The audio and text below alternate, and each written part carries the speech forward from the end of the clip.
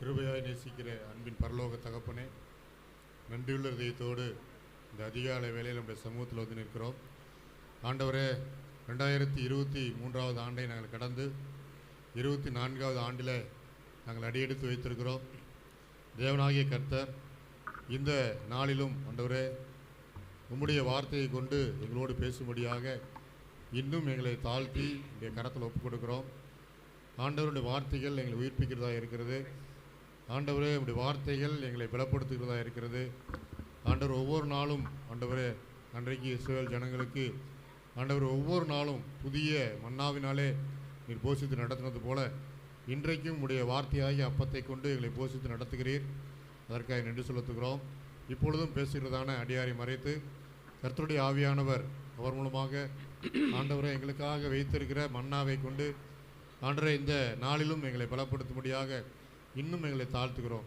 ஆசீர்வதிப்பீராக. துதி கடமையாவற்றையும் உமக்கே செலுத்துகிறோம். இயேசுவின் நாமத்தில் ஜெபங்களும் எங்கள் நல்ல பிதாவே, ஆமென். பிதாவாகிய தேவனாலும் கர்த்தராகிய இயேசு கிறிஸ்துவினாலும் உங்களுக்கு கிருபையும் இரக்கமும் சமாதானம் உண்டாவதாக. ஹல்லேலூயா. முதலாவதாக நம்மளது சபையின் போதகர்கள் அனைவரின் சார்பாகவும் எங்கள் குடும்பத்தின் சார்பாகவும் சபை விசுவாசிகள் அனைவரின் சார்பாகவும் இந்த 2024ஆம் ஆண்டின் புதிய ஆண்டின் வாழ்த்துக்களை உங்கள் அனைவருக்கும் தெரிவித்துக் கொள்கிறேன். ஹல்லேலூயா. இந்த நாளிலும் கூட நமக்கு கடந்த ஆண்டிலே நாம் தியானித்தோம் ஏசாயா 12:2. பேலன் நான் வாசிங்க ஒருத்தர்.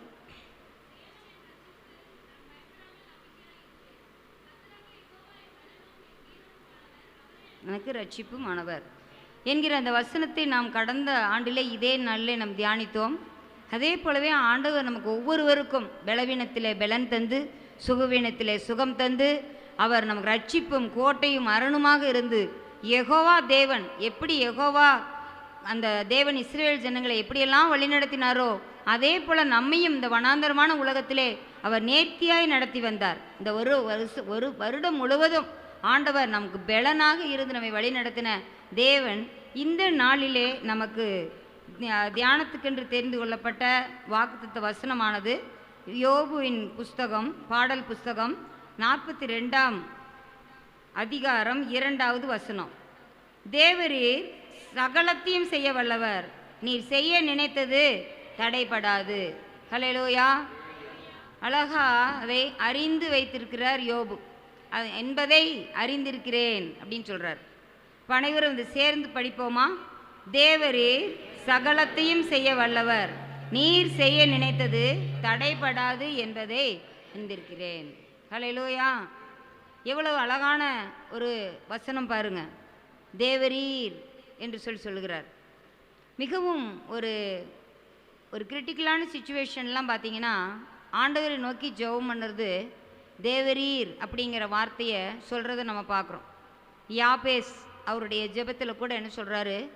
தேவரீர் என்னை ஆசீர்வதித்து என் எல்லையை பெரிதாக்கி தீங்கு என்னை துக்கப்படுத்தாதபடிக்கு உமது கரம் என்னோடு இருந்து என்னை அதற்கு விலக்கி என்னை காத்து கொள்ளும் என்று வேண்டிக் கொண்டான். அவன் வேண்டிக் கொண்டதை தேவன் அருளினார் என்று சொல்லி பார்க்கும். அவரும் தேவரீர் இப்படி சொல்லி அந்த இடத்துல கேட்குற பார்க்குறோம். அதே போல் பார்த்தீங்கன்னா இன்னும் ஆண்டவர் ஆதியாகமத்திலே நீங்கள் பார்க்குற போது பார்த்தீங்கன்னா அந்த இடத்துல 3ஆம் அதிகாரத்தில் 10வது வசனம் சொல்கிறார். அதற்கு அவன், நான் தேவரீருடைய சத்தத்தை தோட்டத்திலே கேட்டு என்று சொல்கிறான். நான் நிர்வாணியாக இருக்கிறதுனால் பயந்து ஒளிந்து கொண்டேன். சில சூழ்நிலைகளில் இந்த தேவரீர் அப்படிங்கிற வார்த்தையை சொல்கிறத நம்ம பார்க்குறோம். இன்னும் அந்த சங்கீதத்தில் நம்ம வாசிக்கும்போது பார்த்திங்கன்னா சங்கீதம் 23வது அதிகாரத்தில் 4வது வசனத்தில் பாருங்கள். நான் மரண இருளின் பள்ளத்தாக்கிலே நடந்தாலும் பொல்லாப்புக்கு பயப்படேன், தேவரீர் என்னோடே கூட இருக்கிறீர், உமது கோலும் உமது தடியும் என்னை தேற்றும். ஹல்லேலூயா. இப்போ இந்த தேவரீர் அப்படிங்கிற வார்த்தை எல்லா இடங்களும் நம்ம தேவன், கர்த்தர், இயேசு என்றெல்லாம் நம்ம வாசிக்கிறோம், இயேசு கிறிஸ்து என்று சொல்லி. இப்போ தேவரீர் அப்படிங்கிற ஒரு வார்த்தைக்கு ஒரு தனி அந்த ஒரு பவர் அந்த இடத்துல இருக்கிறத பார்க்குறோம். இப்போ யோபு இந்த இடத்துல பார்த்தீங்கன்னா எல்லா காரியத்தையும் பயங்கரமாக ஆண்டவருக்கும் அவருக்கும் இன்னும் அவங்களுடைய நண்பர்களுக்கும் அவருக்கும் நிறைய கான்வர்சேஷன் போயிட்டே இருக்குது. கடைசியில் ஆண்டவரே யோபுக்கிட்ட பார்த்தீங்கன்னா நிறையா கேள்வி கேட்குறாரு. கிட்டத்தட்ட 80 கேள்விகளை கேட்குறத பார்க்குறோம். 80 கேள்வி. நீங்கள் அந்த கேள்விகளை பார்த்தீங்கன்னா எங்கே ஆரம்பிக்குதுன்னா 38வது யோபு 38வது அதிகாரம் 4வது வசனத்தில் இருந்து எங்கே முடியுதுன்னா 41வது அதிகாரம் யோபு 41:14 வரைக்கும் அங்கே தான் அந்த கேள்வியே முடியுது. கிட்டத்தட்ட 80 கேள்விகளை கேட்குறத பார்க்குறோம். அப்போது இவ்வளோ கேள்விகளையும் கேட்டவர் யோபுனால் என்ன செய்ய முடியல, அதுக்கப்புறம் பதிலே பேச முடியல. ஆண்டவரே நான் தெரியாமல் நான் பேசிட்டேன், ஆண்டவரே நான் தெரியாமல் நான் ஏதோ பேசிட்டேன், நான் அலப்பிட்டேன், தேவரீர் என்னை மன்னியும் அப்படின்னு சொல்லிட்டு அந்த இடத்துல கேட்குறத பார்க்குறோம். அப்போ தான் அந்த வசனத்தை சொல்கிறார், தேவரீர் சகலத்தையும் செய்ய வல்லவர், நீர் செய்ய நினைத்து தடைபடாது என்பதை அறிந்திருக்கிறேன். இதே வார்த்தையை தான் பேதுரு இடத்துல ஆண்டவர் கேட்குறாரு, நீ என்னிடத்தில் அன்பாக இருக்கிறாயா என்று சொல்லி 3 முறை கேட்கும்போது அவன் ஃபஸ்ட்டு நான் அன்பாக இருக்கிறேன் அப்படின்னு சொல்லிட்டார். அடுத்தது என்னது, 3வது தடவை கேட்கும்போது என்ன சொல்லிட்டார், நான் உன்னிடத்தில் அன்பாக இருக்கிறதே தேவன் நீங்களே அறிந்திருக்கிறீர் ஆண்டவரே, உமக்கே அது தெரியும் அப்படின்னு சொல்லி சொல்கிறார். பார்த்தீங்களா? அப்போது சில காரியத்தில் ஆண்டவர் நம்ம அறிவுறுத்துகிற காரியத்தை நம்ம பார்க்குறோம். அப்போ தான் நம்ம எல்லாமே இப்படி இருந்ததுனால இப்படி நடந்துருச்சு, இப்படி இருந்ததுனால அப்படின்னா நம்ம நிறைய அனுமானங்கள் நம்ம வாழ்க்கையில் இருக்குது. கடந்த ஆண்டிலும் கூட நம்ம எத்தனையோ காரியங்கள் நம்ம ஜெபம் பண்ணிக்கொண்டே இருந்திருக்கலாம். ஆண்டவரே இந்த ஜெபத்திற்கு இந்த வருடம் முடிஞ்சே போச்சு, இருந்தாலும் கூட எனக்கு என்ன கிடைக்கல, பதிலே இன்னும் கிடைக்கலையே, இன்னும் இந்த ஒரு விஷயம் மட்டும் எங்கள் குடும்பத்தில் இப்படி பெண்டிங்கில் இருக்குதே, இன்னும் இந்த ஒரு காரியம் மட்டும் என்னுடைய படிப்பில் மிகவும் எனக்கு குறைபாடாக இருக்கிறது, இன்னும் இந்த ஒரு விஷயம் மட்டும் எனக்கு வேலை ஸ்தலத்தில் கொஞ்சம் ப்ராப்ளம் பண்ணிகிட்டே இருக்குது, அதுக்காக நான் ஜெபம் பண்ணிகிட்டே இருந்தேன், ஆனால் ஆண்டவர் எனக்கு இன்னும் வெயிட் பண்ணிகிட்டே இருக்கிறாரு, எதனால் அப்படின்னு சொல்லிட்டு நம்ம சற்று நம்ம மனதில் நினைக்கலாம். ஆனால் இந்த இடத்துல யோபு போல் நம்ம என்ன செய்யணும், சொல்லணும், நீர் சகலத்தையும் செய்ய வல்லவர். இந்த இடத்துல வெறும் வல்லவர் என்று சொல்லி மட்டும்தான் யோபு சொல்ல. அந்த யோபு புஸ்தகத்தில் நீங்கள் எடுத்துக்கிட்டீங்கன்னா 31 முறை சர்வ வல்லவர் அப்படின்னு சொல்கிறார். எத்தனை முறை? 31 முறை சர்வ வல்லவர். அப்போது ஒரு மாதத்திற்கு 31 நாட்கள் என்றால் அந்த மாதத்திற்கு ஒவ்வொரு நாளுக்கும் ஒரு சர்வ வல்லவராக நம்மோடு கூட இருக்கிறார். ஹல்லேலூயா. சர்வத்தையும் படைத்தாண்ட சர்வ வல்லவர் என்று சொல்லி நம்ம அழகாக அந்த கிறிஸ்மஸ் நாட்களில் நம்ம பாடல்களை பாடணும். ஹல்லேலூயா. சர்வ வல்லவர் என்றால் அவரால் செய்ய முடியாது ஒன்றுமே இல்லை அப்படின்னு அர்த்தம். ஹல்லேலூயா. ஆகவே அப்படிப்பட்ட வல்ல தேவன் என்ன செய்கிறாராம், சகலத்தையும் செய்ய வல்லவர் என்று சொல்லி பார்க்கிறோம். அப்போது இந்த நம்ம முதலாவதாக நம்ம பார்த்தோம் என்றால் என்ன சொல்லியிருக்குதுன்னா, நம்ம எத்தனை ஆகமங்கள் உண்டு, நமக்கு 5 ஆகமங்கள். என்னென்ன? ஆதி ஆகமம், யாத்திராகமம், லேவியராகமம், எண்ணாகமம், உபாகமம். இந்த 5 ஆகமங்களிலும் இந்த வல்லமை எப்படியாக செயல்பட்டிருக்கிறது என்று சொல்லி பார்க்கிற போது ஆதி ஆகமத்தில் நம்ம பார்க்குறோம். 17ஆம் அதிகாரம் 1வது வசனத்தை நாம் பார்ப்போம். ஆதி ஆகமம் 17 1வது வசனம்.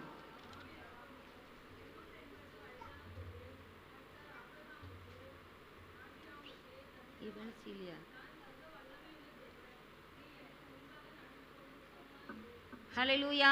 பார்த்தீங்களா? சர்வ வல்லமையுள்ள தேவன், நீ எனக்கு முன்பாக நடந்து கொண்டு உத்தமனாயிரு என்று சொல்ல அவராகவே தன்னை அறிமுகப்படுத்தும் போதே எப்படி சொல்கிறாரு, நான் சர்வ வல்லமையுள்ள தேவன். அந்த வல்லமை எதன் மூலமாக நம்ம தெரிந்து கொள்கிறோம்? ஆதி ஆகமத்தில் படைப்பின், அவருடைய படைப்பில் நம்ம பார்க்குறோம். வார்த்தையில் எவ்வளவு வல்லமை இருந்தது, அவர் வார்த்தை சொல்ல சொல்ல ஒவ்வொன்றும் உருவானது. ஹல்லேலூயா. அப்படியாக ஆதி ஆகமத்தில் நம்ம பார்க்கும்போது படைப்பில் அவருடைய வல்லமையை பார்க்கிறோம். அடுத்ததாக நம்ம யாத்திராகமத்தில் பார்ப்போம் என்றால் யாத்திராகமம் 6ஆம் அதிகாரம் 3வது வசனத்தை பார்க்கலாம்.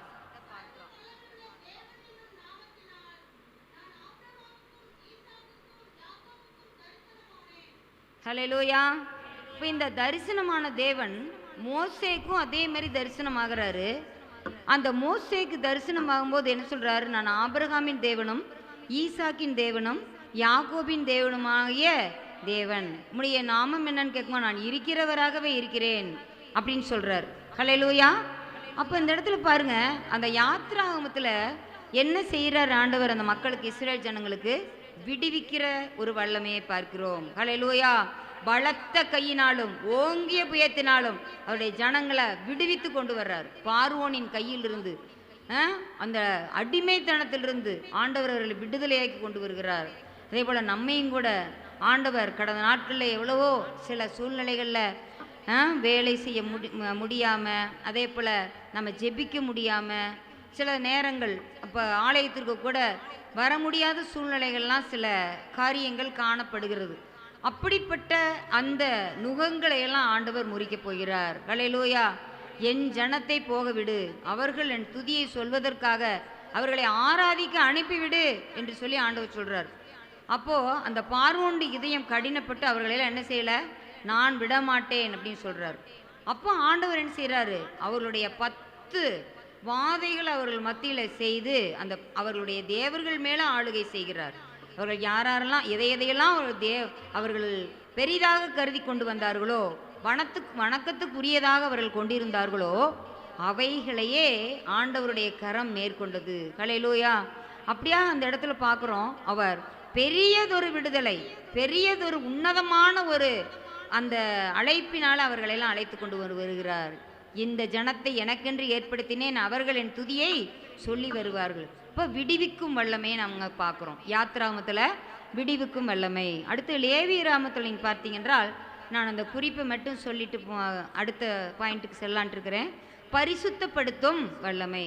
லேவியராகமத்துக்கு அநேக ஆராதனை முறைமைகளை கொடுத்தாங்க. குற்ற நிவாரண பலி, சமாதான பலி, போஜன பலி, சர்வாங்க தகன பலி, பாவ நிவாரண பலி என்று சொல்லி அநேக பலிகளை அந்த இடத்துல உருவாக்கினார். பலிகள் எதற்காக? அவர்களுடைய பாவங்கள் சாபங்கள் எல்லாம் போக்குவதற்காக அந்த இடத்துல ஆடுகளையும் மாடுகளையும் கடாக்களையும் கொண்டு வந்து என்ன செஞ்சாங்க? அந்த இடத்துல பலியிட்டதை பார்க்குறோம். அதன் நிமித்தமாக என்ன செஞ்சாங்களா? அவங்க பரிசுத்தப்படுத்தப்பட்டார்கள் என்று. அதே இது ஆண்டவர்னு சொல்றார், நான் பரிசுத்தராகவே நீங்களும் எனக்கேற்ற பரிசுத்தராயிருங்கள் அப்படின்னு சொல்றார். அவருக்கு ஏற்ற பரிசுத்தம். அப்போ லேவியராகமத்தில் நம்ம அதையெல்லாம் கடைபிடிக்கும் போது நம்ம என்ன செய்யப்படுகிறோம்? பரிசுத்தப்படுத்தப்படுகிறோம். அந்த வல்லமே நம்மை பரிசுத்தப்படுத்துகிறது. ஹல்லேலூயா. அடுத்ததாக நம்ம பார்க்குறோம் என்னாகமத்தில் அவருடைய கிரியைகளின் வல்லமையை பார்க்குறோம். என்னாகமத்தில் என்ன வல்லமையை பார்க்குறோம்? கிரியைகளின் வல்லமை. அடுத்து உபாகமத்தில் நம்ம பார்க்கும்போது அவருடைய வார்த்தையின் வல்லமையை நம்ம பார்க்குறோம். உபாகமத்தில் என்ன பார்க்குறோம்? அவருடைய வார்த்தையின் வல்லமையை நம்ம அந்த இடத்துல உபாகமத்தில் நம்ம சிந்திக்கிறோம். இப்படியாக இந்த 5 ஆகமங்களிலும் இந்த வல்லமையானது, கர்த்தருடைய வல்லமையானது விளங்குகிறதை நாம் பார்க்கலாம்.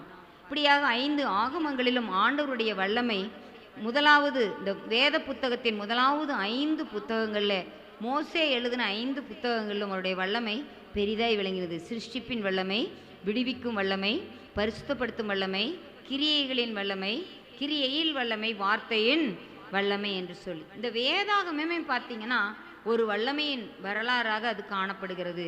ஹல்லேலூயா. இரண்டாவதாக நாம் பார்ப்போம் என்றால் அளவு இல்லாத வல்லமை. சர்வத்தையும் சகலத்தையும் செய்ய வல்லவர். எப்படிப்பட்ட வல்லமையுடையவர்? அளவில்லாத வல்லமை. அவருடைய வல்லமை எப்படிப்பட்டதாக இருக்கிறது? அளவில்லாத வல்லமை. இதே நாம் ஒரு 7 காரியங்களை நாம் சிந்திப்போம் அளவில்லாத வல்லமை குறித்து. முதலாவதாக, எவரையும் மேன்மைப்படுத்தவும் பலப்படுத்தவும் அவர் வல்லவர். எவரையும் மேன்மைப்படுத்தவும் பலப்படுத்தவும் வல்லவர். அவர் நம்மை லிப்டராகவும் நம்மை ஸ்ட்ரென்தன் பண்ணுகிற ஸ்ட்ரென்தனராகவும் அவர் காணப்படுகிறார். 1 நாளாகமும் 29வது அதிகாரம் 12வது வசனத்தை வாசிப்போம். ஹல்லேலூயா. ஐஸ்வர்யம் கனமும் யாராலே வருகிறது? அவராலே வருகிறது.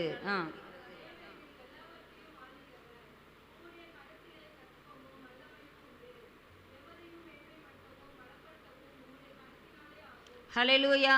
எந்த மனுஷனையும் பிரகாசிப்பிக்கிற ஒளி.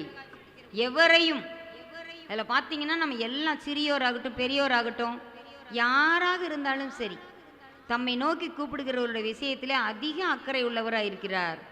ஆகவே எவரையும் மேன்மைப்படுத்தவும் பலப்படுத்தவும் அவராலே ஆகும். அந்த வல்லமை அவருக்கு உண்டு.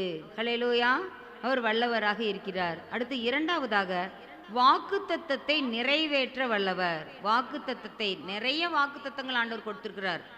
அந்த வாக்குத்தத்தங்கள் எல்லாம் கிறிஸ்து இயேசுவுக்குள் ஆம் என்றும் ஆமேன் என்றும் இருக்கிறது.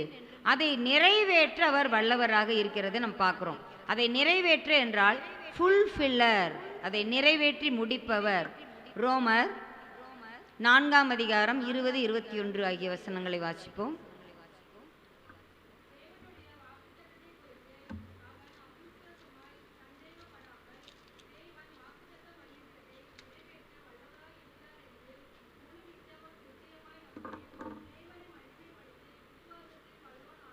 ஹல்லேலூயா. எதில் வல்லவனானான்?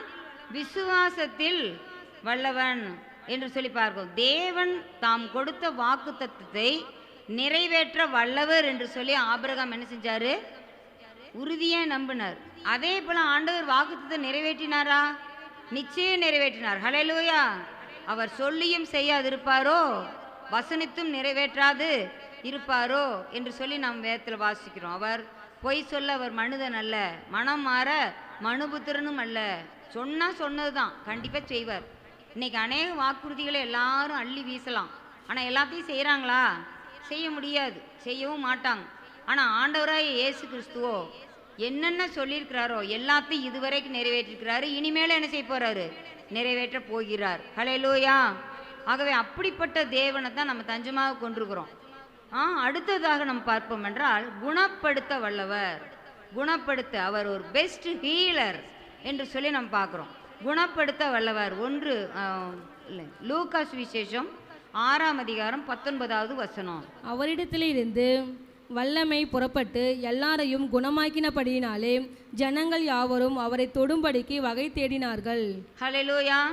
அவரிடத்திலிருந்து என்ன புறப்பட்டுச்சான்? வல்லமை. அவரிடத்திலிருந்து வல்லமை புறப்பட்டு சென்றது என்று சொல்லி பார்க்கிறோம். அவர் தமது வசனத்தை அனுப்பி அவர்களை குணமாக்குகிறார் என்று வேதத்தில் பார்க்கிறோம்.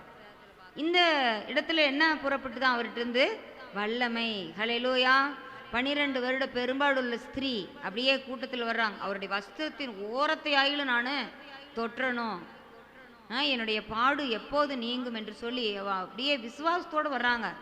அவங்க வஸ்திரத்தின் ஓரத்தை ஜனக்கூட்டத்தில் அவ்வளோ நெருக்கிட்டு இருக்காங்க. அந்த இடத்துல தொட்டவுடன் என்ன வந்தது? அவர் சரீரத்திலிருந்து வல்லமை வந்துச்சு. உடனே என்ன செய்யறாரு? என்னை தொட்டது யார் அப்படின்னு ஆண்டவர் கேட்குறாரு. நினச்சி பாருங்க, எத்தனை பேர் நெருக்கிட்டு இருக்கிறாங்க. அவருடைய ட்ரெஸ்ஸை அப்படியே பிடிச்சி இழுத்துக்கிட்டுலாம் நிறைய பேர் இருந்தாங்க. ஆனால் லேசாக விசுவாசத்தோடு தொட்டாங்க பாருங்க. அப்போ அந்த வல்லமை அந்த இடத்துல கடந்து சென்றது பார்க்குறோம். அப்போ அந்த இடத்துல வேதனை நீங்கி அவர் சுகமானாள் என்று சொல்லி பார்க்கிறோம். மகளே நீ பயப்படாத, உன் வேதனை நீங்கி சுகமாயிரு என்று சொல்லி ஆண்டவர் வாழ்த்தி அனுப்புறது பார்க்குறோம். அப்போ வல்லமை புறப்படுகிறது.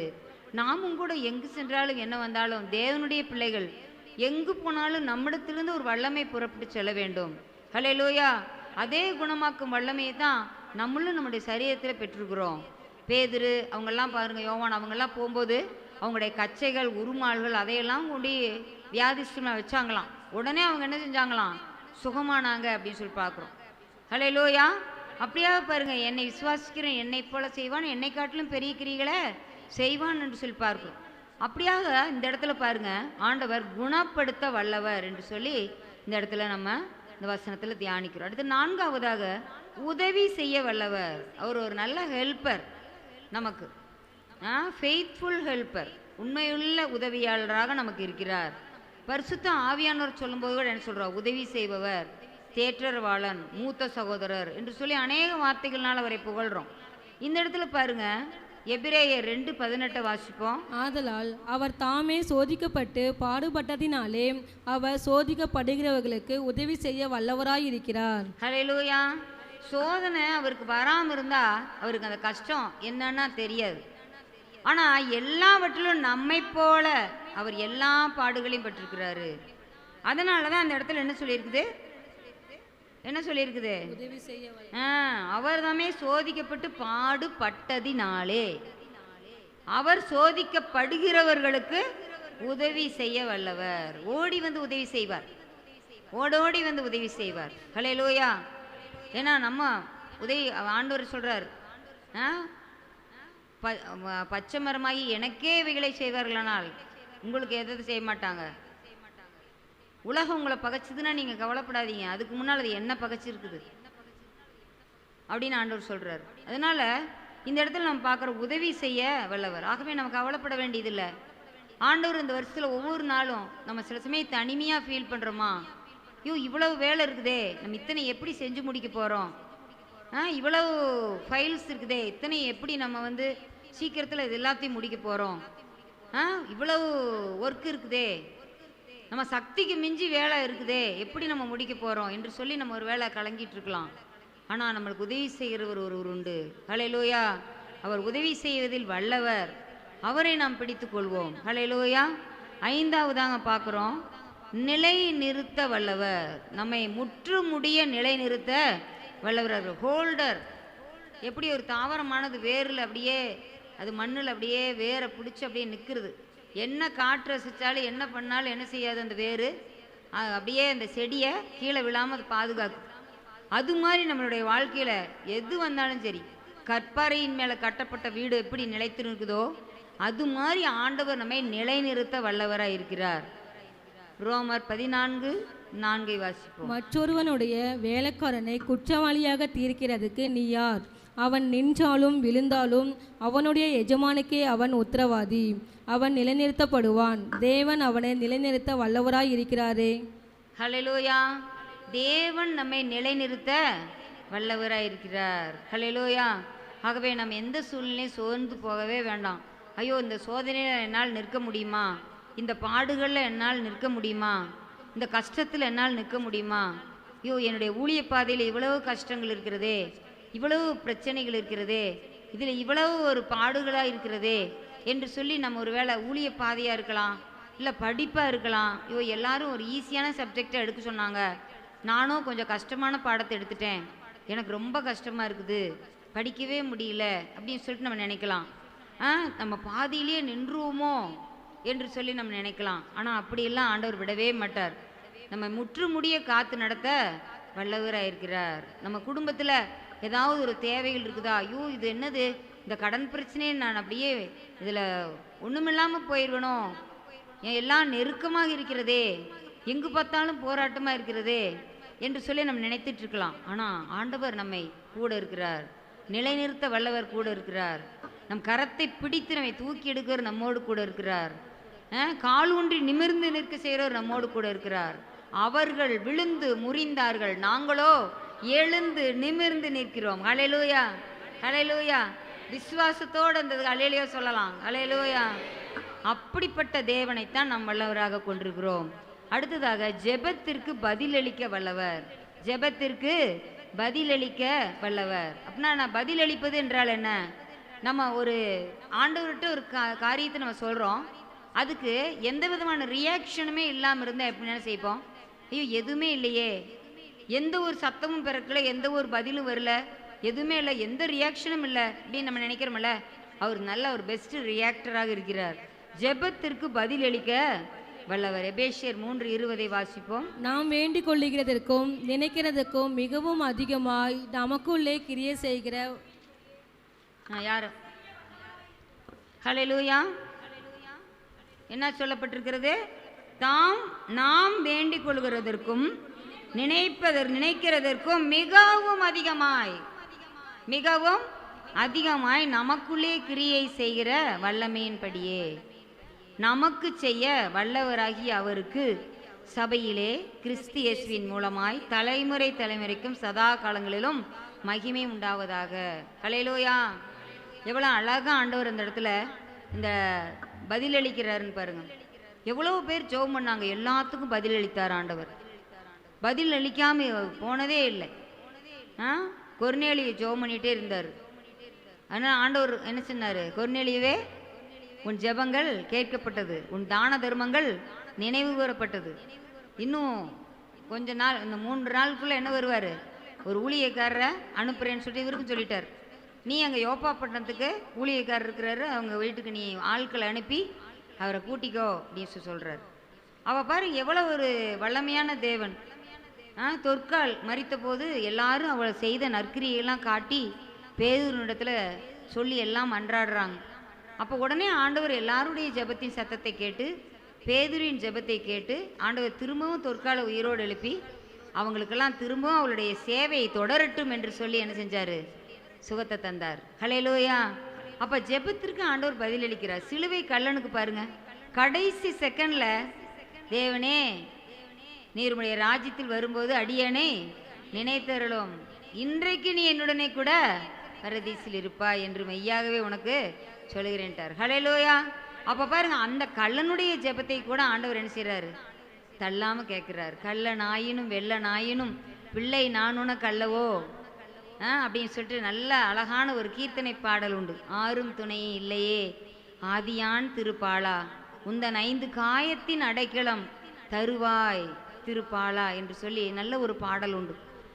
அதில் பார்த்தீங்கன்னா அதான் வருது, கள்ள நாயினும் வெள்ள நாயினும் பிள்ளை நானுன கள்ளவோ என்று சொல்லி. அவரும் அவரை படைத்த பிள்ளை தானவளா.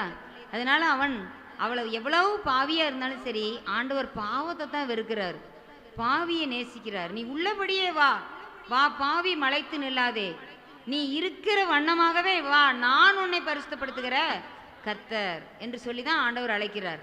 ஹல்லேலூயா. ஆகவே நாம் இப்படி இவ்வளவு நாளும் நான் இப்படி சபை கூடி வராமல் போயிட்டேனே, எப்படி நான் இது மாதிரி இருக்கிறது? இப்படி நம்ம சபைக்கு இனி போனோம்னா என்ன நினைப்பாங்க? இவ்வளோ நாளாக என்ன வராமல் இருக்கிறாங்களே என்று சொல்லி நினைப்பாங்களா? அப்படின்னு நினைக்கல. ஆண்டவர் நம்மளை மகன் எப்போ வருவான் என்று சொல்லி எப்போதுமே அவர் கரங்களை நீட்டி கொண்டிருக்கிறார். நம்ம வரும்போது நம்மை அணைத்துக் கொள்கிறார். ஹல்லேலூயா. அடுத்ததாக 7வதாக ஒப்பு கொடுத்ததை காத்து கொள்ள வல்லவர். 2 தீமோத்தேயு 1:12 வாசிப்போம்.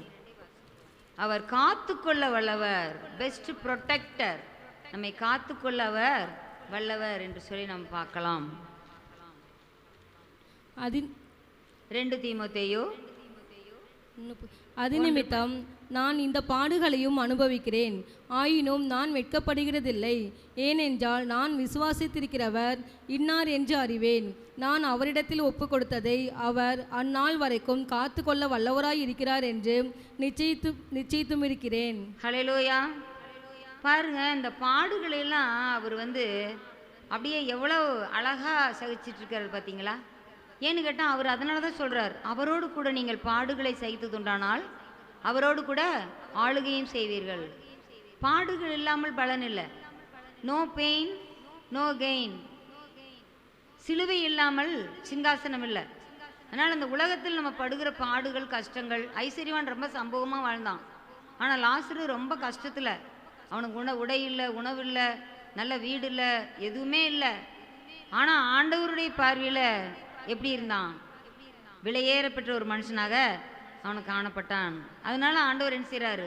அந்த பாடுகள் எல்லாம் அவனுக்கு போயிடுச்சு, ஆபிரகாமின் மடியை தர்றாரு. ஹல்லேலூயா. இந்த இடத்துல பார்க்குறோம், நான் அவரிடத்தில் ஒப்பு கொடுத்ததை என்னன்னு ஒப்பு கொடுத்தாரு? நான் உமக்காக ஊழியம் செய்வேன். அந்த 3 நாள் கண்ணு தெரியல, மீன் செதில் போல அனனியா அவனிடத்துல போய் ஜெபம் பண்ண சொல்கிறார். அனனியா போய் என்ன செய்கிறார்? அவனுக்காக ஜெபம் பண்ணுறார். உடனே கண்ணிலேருந்து மீன் செதில்கள் மாதிரி விழுது. உடனே அவன் அந்த நேரம் முதல் இயேசுவை குறித்து என்ன செஞ்சான்? பிரசங்கம் பண்ண தொடங்கினாரு. ஹல்லேலூயா. அவன் எனக்காக எவ்வளவு பாடுபட வேண்டியது இருக்கிறது அல்லவா தெரியுமா அப்படின்னு அனனியாட்ட ஆண்டவர் கேட்குறார். ஐயோ, அவன் சபைகளை துன்புறுத்தினவன் அல்லவா என்று சொல்லி பயந்துட்டு இருக்கிறாங்க போகிறதுக்கு. ஆண்டவரே, சவுல் எனப்படுகிற அந்த அவனிடத்தில் நான் போக வேண்டும் என்று சொல்லி, ஆமாம் நீ போ, அவன் இப்போது எனக்குரிய பாத்திரமாக இருக்கிறான், அவன் என் நாமத்திற்கும் அநேக பாடுகளை பட வேண்டி இருக்கிறது என்று சொல்லி ஆண்டவர் அனுப்புகிறார். அப்போ தான் இதை சொல்கிறார், நான் அவரிடத்தில் ஒப்பு கொடுத்ததை அவர் எது வரைக்கும் காத்துக்கொள்வார்? அந்நாள் வரைக்கும், என்னால் வருகையின் பரியந்தம், அவர் வருவார் பாருங்க, அந்த நாள் வரைக்கும் காத்து கொள்ள வல்லவராய் இருக்கிறார் என்று நிச்சயித்தும் இருக்கிறேன். பாருங்க, ஸ்ட்ராங்காக சொல்கிறார். அது மாதிரி நம்மளுடைய வாழ்க்கையில் நம்மளுக்கு ஒரு நல்ல ஒரு ஸ்ட்ராங்கான ஒரு இது நம்மளுடைய வாழ்க்கையில் தேவை. ஹல்லேலூயா. இப்படியாக நம்ம பார்க்கிற போது, இன்னும் நம்ம வேத புத்தகத்தில் நம்ம பார்க்கிற போது இன்னும் அநேகருடைய காரியத்தை பார்க்கலாம். ஒரு 5 பேருடைய வல்லமையின் வரலாறு உங்களுக்கு நான் சொல்ல இருக்கிறேன். பரிசுத்த வேதாமத்திலிருந்து ஒரு வல்லமையின் வரலாறு என்று சொல்லி நம்ம பார்க்கலாம். அந்த வல்லமையான சாட்சிகளை குறித்து நம்ம இதை தியானிக்கலாம். இப்போ நம்ம பார்க்கறது என்ன சொல்லுங்க பார்க்கலாம். யாரு? யோபு. யோபும் அவனுடைய நண்பர்களும் அந்த இடத்துல காணப்படுறாங்க. அப்போ யோபு என்ன சொல்றாரு? தேவரீர் சகலத்தையும் செய்ய வல்லவர், நீ செய்ய நினைத்தது தடைபடாது. அதே போல ஆண்டவர் என்ன சொல்றார் யோபு குறித்து? என் தாசனாகி யோபு பேசினது போல நீங்கள் என்னை குறித்து நிதானமாய் பேசவில்லை. நீங்கள் ஆளுக்கு ஒரு காளைகளை கொண்டு வந்து அவனிடத்துல கொண்டு வந்து கொடுங்கள், அவன் உங்களுக்காக பலியிட்டு உங்களுக்காக அவன் மன்றாடுவான் அப்படின்னு சொல்லி சொல்றார். அப்போ அதை யோபு தன் சிநேகிதர்களுக்காக ஜெபித்த போது உன்னுடைய சிறையிருப்ப ஆண்டவர் மாற்றினார் என்று சொல்லி நம்ம பார்க்கிறோம். ஹல்லேலூயா. அப்போ பாருங்க, யோபு பெரியதொரு ஒரு தேவ வல்லமைக்கு ஒரு பெரிய ஒரு சான்றாக யோபு இருக்கிறார். ஹல்லேலூயா. அப்போ அவர் அதனால தான் அவர் வந்து சொல்ல முடிந்தது சர்வ வல்லவர் சர்வ வல்லவர் சர்வ வல்லவர் என்று சொல்லி. சர்வ வல்லவர் எனக்கு மிகுந்த கசப்பை கொடுத்துட்டார் எல்லாம் சொல்லி புலம்புறார். ஆனாலும் யோபு தன் உதடுகளினால் என்ன செய்யல? பாவம் செய்யவே இல்லை. கர்த்தர் அவரிடத்துல நன்மையை பெற்ற நாம் தீமையும் பெற வேண்டாமா? நீ பைத்தியக்காரி மாதிரி பேசாத மனைவியை சொல்றார். நாம எல்லாம் கொண்டு வந்தோம், ஒட்டகங்கள், கழுதைகள், ஏர் மாடுகள், ஆடுகள், பிள்ளைகள் 10 பேர் எல்லாத்தையும் நாமளாம் வானத்திலிருந்து நம்ம பிறக்கும் போது நம்ம கொண்டு வந்தோமா? எல்லாம் இல்லை. என் தாயின் வயிற்றில் நான் நிர்வாணியாய் வந்தேன், நிர்வாணியாய் போவேன். கர்த்தர் கொடுத்தார், அவரே எடுத்துக்கிட்டாரு. கர்த்தருடைய நாமத்துக்கு ஸ்தோத்திரம் என்று சொல்லி அந்த இடத்துல ஒரு துதியை சொல்றாரு. அப்ப அப்படிப்பட்ட யோபு இந்த இடத்துல என்ன சொல்றாரு? அவர் வல்லவர்ப்பா, அவர் செய்ய நினைக்கிறது என்ன செய்யாது, ஒரு நாளும் தடைபடவே படாது என்று சொல்லி அவருடைய சரித்திரத்திலிருந்தே அவர் என்ன செய்யறாரு? இந்த ஒரு வார்த்தையை சொல்றத பார்க்குறோம். அடுத்ததாக நம்ம பார்க்குறோம் தாவீதுனுடைய வாழ்க்கை. தாவீது பாருங்க எப்படி, சங்கீதம் 24:8 எடுத்து வாசிக்கலாம். 24:8. இமேன் ராஜா.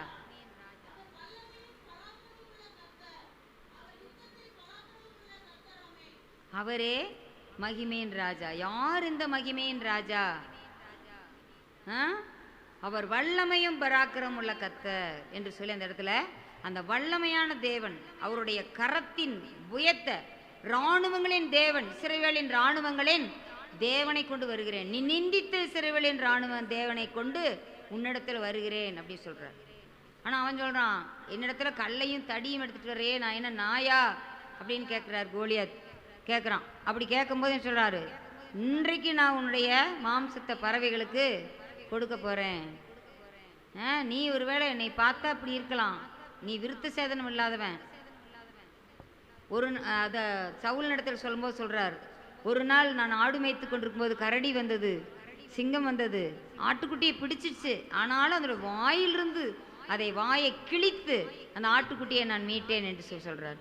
அதுபோல அந்த மிருகத்தில் ஒன்றை போல தான் விருத்த சேதனம் இல்லாத நீயும் அப்படின்னு சொல்லிட்டு அந்த இடத்துல சொல்லுகிறத பார்க்குறோம். அப்போ பாருங்க, அவர் அதை சொல்லும்போது தான் சொல்றாரு, அவர் யுத்தத்தில் பராக்கிரமராமே. பாருங்க எவ்வளோ பராக்கிரமர். பராக்கிரமர் அவரே தான், அவர் கரத்தில் நான் இருப்பேன் அப்படின்னு சொல்லிட்டு நல்ல ஒரு அழகான ஒரு வரி இருக்குது பாடல். அப்போ அந்த வரிகளை போல அவருடைய கரத்துல, பலவானாகிய கரத்துல, அவருடைய அம்பாரா துணியில, அவருடைய அம்புல நம்ம இருக்கும்போது அவர் நம்மை கொண்டு எதை செய்ய இருக்கிறாரோ அந்த லக்கை அந்த சரியா அவர் முடிப்பார். ஹல்லேலூயா. நமக்கு சில சமயங்கள்ல ஆண்டவர் ஒருவரும் சொல்லப்பட்டிராத இடங்கள் உண்டு, என்னை அங்கு செல்ல சொல்லு ஆட்கள் உண்டு, அழைக்கப்பட்டோர் யாரும் புறப்படுவீர், இது ஆண்டவர் கட்டளை கீழ்ப்படிவீர் என்று வரிகள் இருக்கு. அது மாதிரி சில நேரங்களில் ஆண்டவர் சில இடங்களுக்கு நம்ம அழைத்து செல்லும் போது எதற்கு ஆண்டவர் இதை செய்கிறார் என்று சொல்வது, அந்த இடத்துல நாம தான் கூர்மையான அம்பா இருக்கிறோம், அந்த இடத்துல நம்மை கொண்டு தான் அந்த இடத்துல ஆண்டவர் என்ன செய்ய போறாரு, வெற்றியை செய்ய போகிறாரு என்று சொல்லி அதற்கு அர்த்தம். ஹல்லேலூயா. அப்போ பாருங்க, இந்த இடத்துல தாவீதின் வாழ்வில் எவ்வளோ ஆண்டவர் வெற்றியை தருகிறார் பாருங்க. அப்போது தாவீதின் வாழ்க்கையில் பார்த்தீங்கன்னா நெக்ஸ்ட் ஸ்லைடு. தோல்வி இல்லை அவனுடைய வாழ்க்கையில், தோல்வியே இல்லை. அவன் காலம் முழுவதும் ஜெயந்தான். அடுத்தது தாழ்ச்சி இல்லை. கர்த்தரன் மேய்ப்பராக இருக்கிறார், நான் தாழ்ச்சி அடையேன். அடுத்தது பொல்லாப்பு இல்லை. வாதையின் கூடாரத்தை அணுகாது, பொல்லாப்பு உனக்கு நேரிடாது. பொல்லாப்பு இல்லை, நம்மளுக்கு எந்த பொல்லாப்பு இல்லை. அடுத்தது தனிமையே இல்லை. தனிமையே இல்லை. அவனுடைய வாழ்க்கையில் எப்போதும் அவனுக்கு கூடவே இருந்தார். ஆடு மேய்க்கும் பார்த்தீங்கன்னா அப்பா அண்ணன்மாரு 6 பேர் எல்லாருமே என்ன செஞ்சுட்டாங்க, அவனை மறந்துட்டாங்க. சாமுவேல் உங்களுடைய பையனில் தான் ஒருத்தர் வந்து ஆண்டவர் அபிஷேகம் பண்ண சொல்லியிருக்கிறாரு அப்படி சொல்லிட்டு வீட்டுக்கு தைல கொம்பை வச்சுக்கிட்டு ரெடியாக நிற்கிறாரு அபிஷேகம் பண்ணுறது. அவங்க அப்பாவை என்ன செய்கிறாரு, அண்ணன்லேருந்து எல்லா பெரிய பையன்லேருந்து எல்லாரையும் அனுப்பிச்சிட்டாரு. இவ்வளவு தானா பையங்க அப்படின்னு கேட்கும்போது, ஆடா ஒரு பையனை மறந்துட்டேன், ஒரு பையன் ஆடு மேய்ச்சிட்டு இருக்கிறான் அப்படின்னு, அவனை போய் அழைச்சிட்டு வாங்க அப்படின்னு கூப்பிடுறாரு. அப்போ இவன் தான் அப்படின்னு சொல்லிட்டு ஆண்டவர் என்ன செய்கிறாரு, அபிஷேகிக்கிறத பார்க்குறோம். அப்போ பாருங்க, ஆண்டவர் அவனோட எப்பவுமே இருக்கிறார். ஆராதனை வீரனுக்கு எப்பவுமே என்ன உண்டு, ப்ரொமோஷன் நிச்சயம். ஹல்லேலூயா. அப்போ அந்த மாதிரி பாருங்க, இப்போ அழகா அந்த கடந்த நாட்களில் எங்கள் அப்பா அம்மா சொல்லி கொடுத்த ஒரு பாடல் உண்டு, இனிமை இனிமை அது இனிமை, இனிமை இனிமை இது இனிமை, இனிமை இனிமை இது இனிமை, இயேசு என் வாழ்விலே இருந்தால் எந்த நாள் முழுவதும் இல்லை தனிமை, இந்த நாள் முழுவதும் இல்லை தனிமை. அப்படி சிவனாந்தர வழியில் வரும் அப்படின்னு சொல்லிட்டு எல்லாம் அந்த இடத்துல இருக்குது. அப்போ அவன் வனாந்தரத்தில் ஆடுகளை மேய்ச்சிட்டு இருக்கும்போது ஆண்டவர் அவனுடைய இனிமையாக கூடவே இருந்தார். ஹல்லேலூயா. ஆகவே தான் அவன் எந்த சூழ்நிலையும், சிங்கக்குட்டிகள் கூட தாழ்ச்சிந்து பட்னியாக இருக்கானா, கர்த்தரை தேடுகிற பிள்ளைகளுக்கு ஒரு நன்மையும் குறைபடாத அஞ்சு வச்சுருந்தாரு. ஹல்லேலூயா. இன்னும் பார்த்தீங்கன்னா என்ன சொல்லியிருக்கிறேன், இன்னும் தாழ்ச்சி இல்லை, குறைவு இல்லை, தேறுதல் உண்டு. வெறீர் எப்போதும் கூடவே இருக்கிற தெய்வமாக அவர் இருந்தாருன்னு சொல்லி பார்க்குறோம். அடுத்ததாக நம்ம பார்க்குற போது பார்த்தீங்கன்னா வல்லவராக இருக்கிறார் அப்படின்னு சொல்லிட்டு, இவன் எல்லாமே இவங்களும் வல்லவர் தான் சொன்னாங்க. யோபு அவரை சர்வ வல்லவர் என்று சொன்னார். தாவீது அவர் யுத்தத்தில் பராக்கிரமுள்ள கர்த்தர், ஒரு வல்லமையும் பராக்கிரமுள்ள கர்த்தர் என்று சொல்லி அவர் அறிந்து வைத்திருந்தார். அதே போல் தன் வாழ்க்கையில் ஆண்டவர் செய்த அதிசயங்களை அவர் பாடி இருக்கிறார். அதே போல் இன்னும் தானியேலின் புஸ்தகம் 3:17 நாம் பார்க்கிற போது வல்லவராயிருக்கிறார் என்று சொல்லி அவர்கள் சொல்லுகிறார். படிப்போம். நாங்கள் ஆராதிக்கிற எங்கள் தேவன் எங்களை தப்புவிக்க வல்லவராயிருக்கிறார். அவர் எரிகிற அக்னி சூளைக்கும் ராஜாவாகிய உம்முடைய கைக்கும் நீங்களாக்கி விடுவிப்பார். ஹல்லேலூயா. நாங்கள் ஆராதிக்கிற எங்கள் தேவன் தப்புவிக்க வல்லவராயிருக்கிறார். இப்பவும் இருக்கிறார். அது பார்த்தீங்கன்னா அப்படியே அதில் வல்லமையா இருந்தார், இருக்கிறார், இனிமேல் இருப்பார் அப்படின்லாம் சொல்ல, இருக்கிறார். ஹல்லேலூயா. இப்போ பாருங்க, அதில் ஷாத்ராக் மேஷாக் ஆபேத்நேகோ அவ்வளவு ஒரு சூழ்நிலையும், நீங்கள் அதுக்கு முந்தின வசனம் சொல்லுது, நீங்கள் நான் இப்போ திரும்பவும் உங்களுக்காக அந்த 6 வாத்திய கருவிகளையும் வாசிப்போம், நீங்கள் இந்த நான் நிறுத்தின சிலையை நீங்கள் தாழ விழுந்து பணிந்தால் நல்லது அப்படின்னு சொல்கிறான். அப்படின்னு சொல்லி வாய மூடல. ராஜாவே, இதை குறித்து உமக்கு உத்தரவு சொல்கிறதுக்கு எங்களுக்கு அவசியம் இல்லை. அவர் மிகவும் வல்லவராக இருக்கிறார்.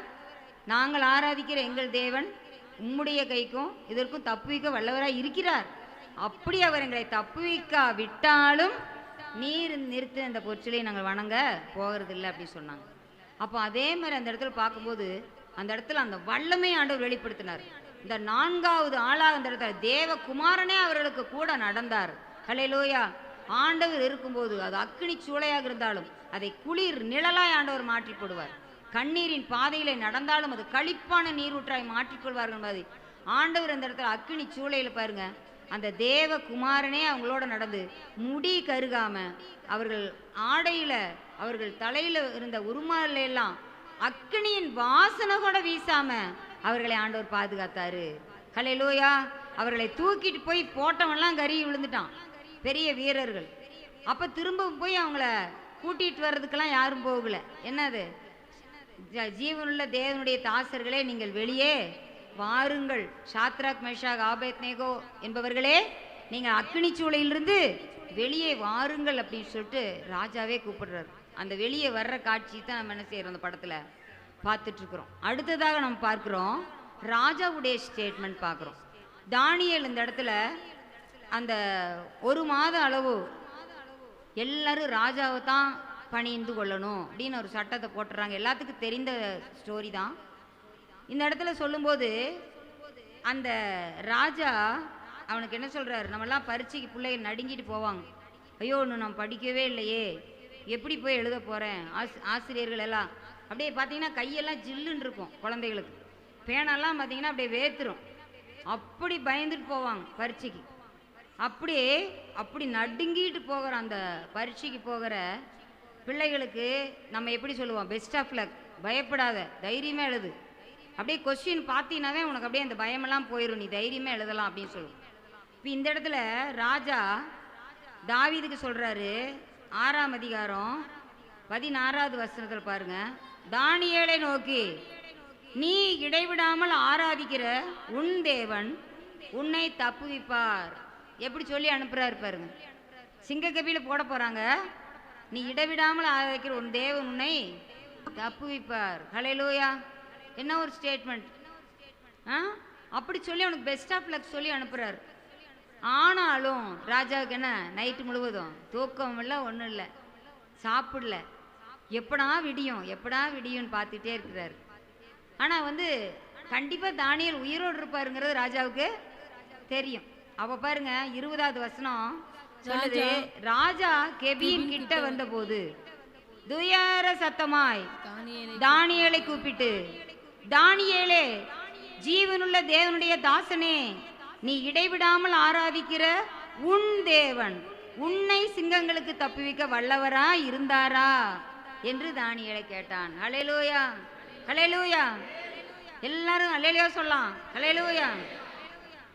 சரி, இந்த இடத்துல பாருங்க, நீ இடைவிடாமல், இப்போ அவர் இடைவிடாமல் ஆராதிக்கல ராஜா, அவரே சொல்றாரு, நாம் இடைவிடாமல் ஆராதிக்கிற நம் தேவன் உன்னை காப்பார் அப்படின்னா சொல்ல, நீ இடைவிடாமல் ஆராதிக்கிற உன் தேவன் உன்னை சிங்கங்களுக்கு தப்புவிக்க வல்லவராக இருந்தாரா அப்படின்னு சொல்லிட்டு அப்படியே கேட்குறாரு.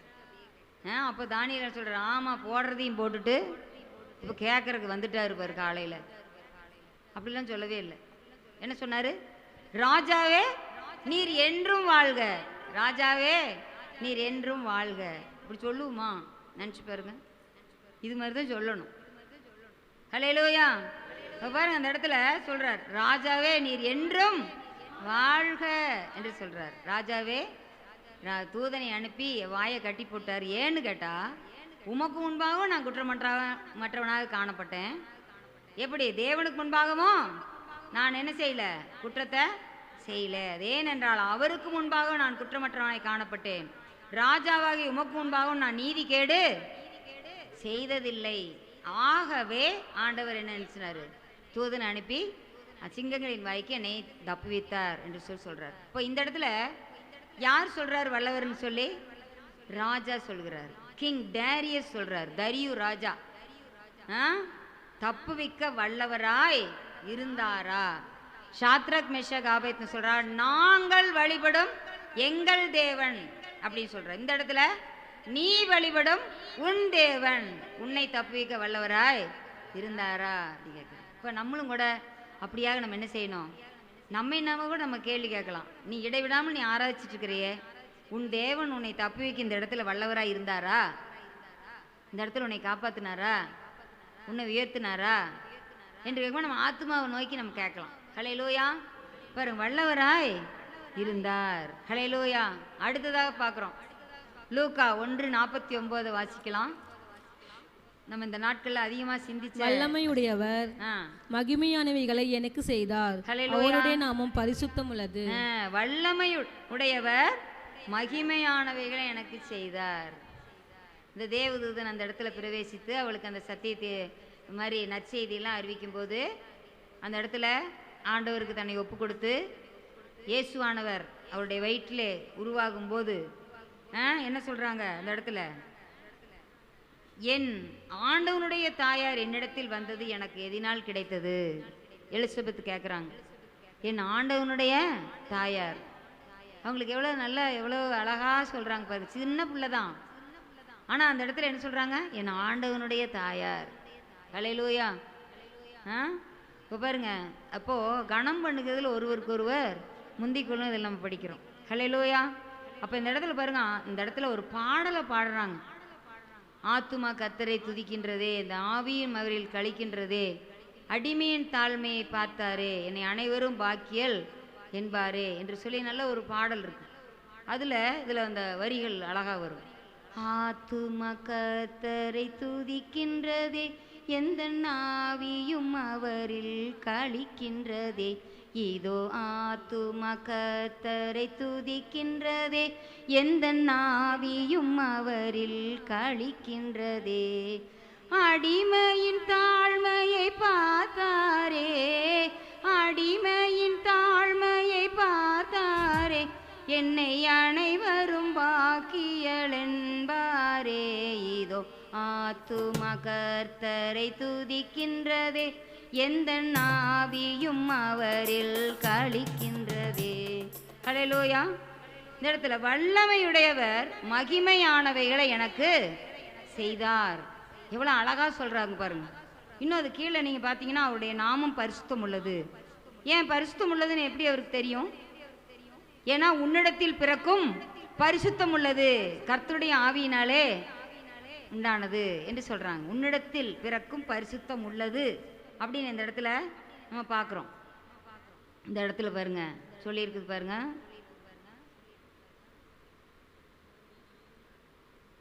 உன்னிடத்தில் பிறக்கும் பரிசுத்தம் உள்ளது என்று சொல்லி 35வது வசனம் கடைசியில், உன்னிடத்தில் பிறக்கும் பரிசுத்தம் உள்ளது, தேவனுடைய குமாரன் என்னப்படும். ஹல்லேலூயா. இப்போ அப்படி சொன்னதுனால தான் இந்த அம்மாவுக்கு அது தெரியுது, அவருடைய நாமம் பரிசுத்தம் உள்ளது அப்படின்னு. அந்த இடத்துல ஒரு பெயர் சூட்டுறாங்க. இயேசுங்கிறத அவங்க பிறந்த பிறகு சூட்டுறாங்க. ஆனால் பிறக்கிறதுக்கு முன்னால் மரியாள் வைத்த பெயர் என்ன? பரிசுத்தம் உள்ளது. அந்த குழந்தைக்கு என்னன்னு பேர் வைக்கிறாங்க? பரிசுத்தம் உள்ளது. ஹல்லேலூயா. அப்போது ஆண்டவர் பாருங்க பெரிய அதிசயங்களை அந்த இடத்துல செய்கிறத பார்க்குறோம். அப்போது ஆண்டவர் இந்த வேத புத்தகத்தில் எல்லாருடைய வாழ்க்கையிலையும் எப்படியா இருந்தார் அப்படிங்கிறத நம்ம அநேக உதாரணங்கள் மூலமாக இந்த இடத்துல நம்ம பார்க்கறதுக்கு ஆண்டவர் உதவி செய்தார். அடுத்தது பாருங்க, நீர் செய்ய நினைத்தது. அந்த நினைவுகள் என்று சொல்லி பார்த்தீங்கன்னா மனிதனின் நினைவுகள் உண்டு, தேவனின் நினைவுகள். உங்கள் நினைவுகள் என் நினைவுகள் அல்ல, உங்கள் வழிகள் என் வழிகளும் அல்ல அப்படின்னு சொல்கிறார். அப்போ அதே போல் ஆதியாமத்தில் நம்ம படிக்கிறோம், மனிதனுடைய நினைவுகள்லாம் நித்தமும் பொல்லாததாக இருந்தது. நித்தமும் பொல்லாதது. ஒவ்வொரு நாளும் பார்த்தீங்கன்னா ஏதோ ஒரு குறுக்கட் மைண்டு தான், குறுக்கட் மைண்டுன்னு சொல்லுவோம். எப்பவும் அது அப்படியே பொல்லாத நினைவுகள் தான். என்ன செய்யலாம், ஒரு பிஸ்னஸே வருதா, எப்படி இப்படிலாம் யார் இது பண்ணி எப்படி முன்னேறலாம், எப்படியோ யார் தலையிலையோ ஏறிக்கூட நம்ம மேலே போயிடணும் அப்படி நினைக்கிற ஒரு உலகம். அப்போ அவன் நித்தமும் அவங்க நினைவு எப்படி இருக்கிறது? பொல்லாததாகவே இருக்குது. ஆனால் ஆண்டவருடைய நினைவு எப்படி இருக்குது? நன்மைக்கு ஏதுவாக இருக்கிறது. அடுத்தது பாருங்க, மனிதனுடைய நினைவெல்லாம் பூமிக்குரிய நினைவுகள் தான், குறுகினது. ரொம்ப நேரோ மைண்டட் பீப்புளாக இருப்பாங்க. நேரோ மைண்டட் பீப்புள், ப்ராட் மைண்டே கிடையாது. அவர் எல்லாரும் எந்த மனுஷனும் கெட்டு போகக்கூடாது அப்படிங்கிறதுக்கு தான் இந்த உலகத்தில் வந்தார். அது மாதிரி இந்த இடத்துல அவர் மேலானவைகளே நாடுங்கள், கிறிஸ்து இயேசுக்குரிய மேலானவைகளையே நாடுங்கள், பூமிக்குரியவைகளே அல்ல அப்படின்னு சொல்லிட்டு நம்ம பவுல்லாம் நிறைய இடத்துல எழுதுறார். அப்போ அந்த இடத்துல பாருங்க, ஆண்டவருடைய நினைவுகள் அதான் சொல்லியிருக்குது. வேதம் சொல்லுது, பூமிக்கு வானம் எவ்வளவு உயரமாக இருக்கிறதோ அவ்வளோ உயரமாய் அவருடைய நினைவுகளும் இருக்குதான். ஹல்லேலூயா. இப்போ பாருங்க எவ்வளோ உயரமாக இருக்கு அப்போ நினைவு. அப்போ மாத்தாள் கூட மரியாதை சொல்கிறாங்க, போதகர் வந்திருக்கிறாரு, உன்னைத்தான் அழைக்கிறாரு அப்படின்னு சொல்கிறாங்க. அப்போ பாருங்க ஆண்டவர் நம்ம எப்படி நினைவு கூறுறாரு, நம்ம எப்போதுமே நினைத்து கொண்டே இருக்கிறார். எப்ராஹிமே, நான் எப்படி உன்னை மறப்பேன், என் பரிதாபங்கள் பொங்குகிறது, உன்னை குறித்து நான் நினைக்கும் போது என் உள்ளம் எப்படி இருக்குதான், கலங்குகிறது. உன்னை எப்படி நான் கைவிடுவேன், நீ அருமையான மகன் அல்லவோ என்று சொல்லி ஆண்டவர் கேட்குறாரு. ஹல்லேலூயா. இப்போ பாருங்க, அப்போ நம்ம நினைவு எப்படி இருக்குது, தேவனுடைய நினைவு எப்படி இருக்குது. வேலைக்காரன் வந்து பரத்துக்கு விரோதமாக உமக்கு விரோதமும் பாவம் செய்தேன், இனிமேல் உங்களுடைய வேலைக்காரனா என்னை வச்சுக்குங்க, என் மகன் என்று சொல்வதற்கு நான் பாத்திரம் இல்லை என்று சொல்கிறார். ஆனால் தகப்பன் என்ன சொல்கிறாரு, நீ இல்லை மகனே, என் மகன் மரித்தான், இப்போது திரும்பவும் உயிர்த்தான், அவனுக்காக நம்ம விருந்து கொண்டாடலாம் அப்படின்னு சொல்லிட்டு ஆண்டவர் அந்த இடத்துல அப்படித்தான் நம்மளை பார்க்குறாரு. ஹல்லேலூயா. அப்போ ஆண்டவருடைய நினைவுகள் எப்படி உயர்வானதுன்னு பாருங்க. நம்ம இன்னும் முன்னோர்கள் கூட சொல்லியிருக்காங்க, எண்ணுவதெல்லாம் எப்படி இருக்கணுமா, உயர்வு உள்ளலாக இருக்கணும் அப்படி சொல்லி. எண்ணுவதெல்லாம் உயர்வு உள்ளல். எல்லாமே நம்ம வந்து என்றைக்குமே நம்ம எப்போவும் நினைத்தாலும் பரத்துக்குரிய எண்ணங்களாக தான் நம்ம எண்ணங்கள் இருக்கணும். நம்ம பூமிக்குரியவைகளையும் அதில் உள்ள உலகமும் அதில் உள்ள ஆசை இச்சைகளையுமே நம்ம பார்த்துட்ருக்கூடாது. எல்லாம் அழிந்து போகக்கூடியவை. ஆனால் நிலையான ஒன்று உண்டு. அந்த நிலையான காரியத்துக்கு தான் நம்ம என்ன செய்கிறோம், கடைசி வரைக்கும் நிலையாக நிற்கணும். முடிவு வருது நிலை நிற்பவனே ரட்சிக்கப்படுவான். அப்போ பூமிக்குரியதை பார்த்துக்கிட்டே இருந்தோம்னு வைங்க, கண்டிப்பாக ஆண்டவருக்காக எதையுமே சாதனை பண்ண முடியாது. ஆண்டவருக்காக எதையுமே நம்ம செய்ய முடியாது. ஆசைகள் நிறையா இருக்கலாம் மனசில், ஆனால் நம்ம கை கால்கள் அதற்கு வேலை செய்யாது, அதுக்கு கோஆர்டினேட் பண்ணாது. நம்ம எண்ணமும் நம்ம செயல்பாடுகளும் ஒன்றாக இருந்தால் தான் ஒன்றுக்கொன்று அது அப்படியே பேரலாக என்ன செய்யும். ரெண்டு தண்டவாளங்கள் எப்படி அந்த ரயில் பெட்டி அப்படியே இழுத்துட்டு போகுதோ அது மாதிரி நம்மளுடைய விசுவாச ஓட்டமானது அப்படியே தங்குதடையின்றி நம்ம கடந்து செல்லக்கூடியதாய் காணப்படும். ஹல்லேலூயா. அப்படியாக ஆண்டவர் நமக்கு செய்வார். தேவன் செய்ய நினைத்தது தடைப்படாது, தேவரீ செய்ய நினைத்தது தடைப்படாது என்று சொல்லி நம்ம பார்க்கலாம். அப்போ இந்த இடத்துல பாருங்க, சந்ததியில் ஆண்டவர் செய்ய நினைத்தது தடைப்படாது. முதலாவதாக சந்ததியில் யாருக்கு இந்த இடத்துல சொல்லுங்க பார்க்கலாம். நேம் வைக்கிறாங்க, சகரியா, எலிசபெத்து, ரொம்ப வயது சென்றவர்கள். அந்த இடத்துல பாருங்க, ஒரு எழுத்துப்பலகையை வாங்கி அவன் யோவான் என்று எழுதி காட்டுறானான். உடனே அவனுக்கு யோவான்னு சொல்லி பேர் வைக்கிறாங்க. ரொம்ப அவங்களுக்கு எல்லாமே சரீரமெல்லாம் செத்து போச்சு. ஸ்ரீகருக்குரிய வழிபாடுகள்லாம் நின்று போனது. ஆபிரகாம் சாராளுக்கும் அதே நிலை தான். இனி சாராளுக்கு ஒரு பிள்ளை பிறந்து சாராள் பிள்ளைக்கு பால் கொடுப்பாளோ அப்படின்லாம் அவளே தன்னை குறித்து கேட்குறான். அப்போது அந்த இடத்துல பார்க்குறோம், அவனுக்கு 25 வருடத்துக்கு முன்னால் சொன்ன வாக்கு தத்தத்தை ஆண்டவர் இந்த இடத்துல என்ன செய்கிறாரு, அதை நிறைவேற்றுறது பார்க்குறோம். ஹல்லேலூயா. இப்போ 100 வயதில் அவர் சந்ததியை தர்றார். அதுக்கு முன்னால் பிறந்தாலும் அவங்களுடைய அவசரத்தில் பிறந்தது இஸ்மவேல். ஆண்டவர் கொடுக்குற வரைக்கும் அவங்க பொறுமையாக இல்லை. அந்த பொறுமையாக இல்லாததுனால அவங்க வாழ்க்கையில் சிறுமை வந்துச்சு. அது நிமித்தமாக அனைவருடைய வாழ்க்கையில் வறுமை வந்துச்சு. அவங்க மட்டும் கொஞ்சம் பொறுமையாக இருந்திருந்தா இன்னும் நல்லா இருந்திருக்கலாம். ஹல்லேலூயா. இப்போ பாருங்கள், அந்த 100 வயதில் ஆண்டவர்களுக்கு சந்ததி கொடுக்குறாரு. சகரியா எலிசபெத்துக்கு அதே மாதிரி ஆண்டவர் என்ன செஞ்சார், அழகான ஒரு யோவான் ஸ்நானனை கொடுத்து கர்த்தருக்கு வழியை ஆயத்தம் செய்யக்கூடிய ஒரு குழந்தைய ஆண்டவர் தருகிறார். ஹல்லேலூயா. அடுத்ததாக நம்ம பார்ப்போம் என்றால், வேளையில் ஆண்டவருடைய வல்லமை விளங்குது. தடை, எத்தனை தடை வரட்டும், ரெஹோபோத் ஆண்டவர் அந்த இடத்த தந்தார். ஏசேக்கு, சித்தனா எல்லாம் வந்துச்சு. அவன் எல்லாம் அவன் விவசாயம் செய்யலான்னு சொல்லிட்டு கிணறு தோண்டிக்கிட்டே இருக்கிறான். என்ன செய்கிறாங்க, வந்து எதிராளிகள் அபிமெலேக்கெல்லாம் அந்த அமலேக்கெல்லாம் வந்து அப்படியே வந்து மூடி போட்டுடுறாங்க. மூடி போட்டதை திரும்பவும் அவங்க தோன்றுறாங்க. அப்படியே பொறுமையாக அந்த காரியத்தை செஞ்சுட்டே இருக்கிறாங்க. கடைசியில் தோண்டின ரெஹோபோத்துங்கிற கிணற அவங்க மூடல. அப்போ என்ன சொல்கிறாரு, தேசத்தில் பழுகும்படிக்கு நம்மளுக்கு இடம் உண்டாக்கினார் அப்படின்னு சொல்லிட்டு அந்த இடத்துல ரெகோபோத் அப்படின்னு சொல்லிட்டு அந்த இடத்துல பேர் வைக்கிறார். அது மாதிரி கூட நம்மளுடைய வாழ்க்கையில் வேலை ஸ்தலத்தில் கூட நம்ம முன்னேற முடியாதபடி அநேக தடைகள் வரலாம். விவசாயத்தில், தொழில், எந்த ஒரு காரியமாகட்டும், படிப்பில் நம்ம நல்லா படிக்கிறோம்னு சொன்னால் சில பிள்ளைகளுக்கெல்லாம் ரொம்ப புறாம வரும். நம்ம 2 பேப்பரையும் வச்சு கம்பேர் பண்ணுவாங்க. நல்லாவே எழுதியிருப்பாங்க, ஏய் கொடு அந்த பேப்பர் கொடு, நானும் தானே கரெக்டாக தான் எழுதியிருக்கிறேன், உனக்கு மட்டும் எப்படி ஃபுல் மார்க் போட்டாங்க. அந்த 2 பேப்பரையும் தூக்கிட்டு டீச்சர்ட்டு போவாங்க. டீச்சர் நானும் இவளும் பாரு ஒரே மாதிரி எழுதியிருக்கிறோம், மார்க் இல்லை, இங்கே பாரு நீ ஒரு தப்பு விட்டுருக்கிற பாரு, அவள் தப்பு இல்லாமல் எழுதியிருக்கிறா அப்படின்னு சொன்னவரை வந்துடுவாங்க. அப்போ அதுக்கு ஃபைட் பண்ணுவாங்க அந்த மார்க்காக கூட. அப்போ எந்த ஒரு இது வந்தாலும் சரி, இது நிமித்தமாக கொஞ்சம் 2 மார்க் அதிகமாக வேண்டாம், நல்ல ஃப்ரெண்ட்ஷிப்பாக இருந்த நண்பர்கள் கூட என்ன செஞ்சிருவாங்க, பிரிஞ்சிருவாங்க. உங்களோட நான் அக்கா, இனிமேல் நான் பேச மாட்டேன். பள்ளிக்கூடத்தில் சின்னதுலேருந்தே சில ப்ரெஷரோடவே படிக்கிற நம்ம அருமையான ஆண்டவருடைய பிள்ளைகள் இருக்காங்க. அவங்க அக்செப்ட் பண்ணுறதில்ல. எப்படி நீ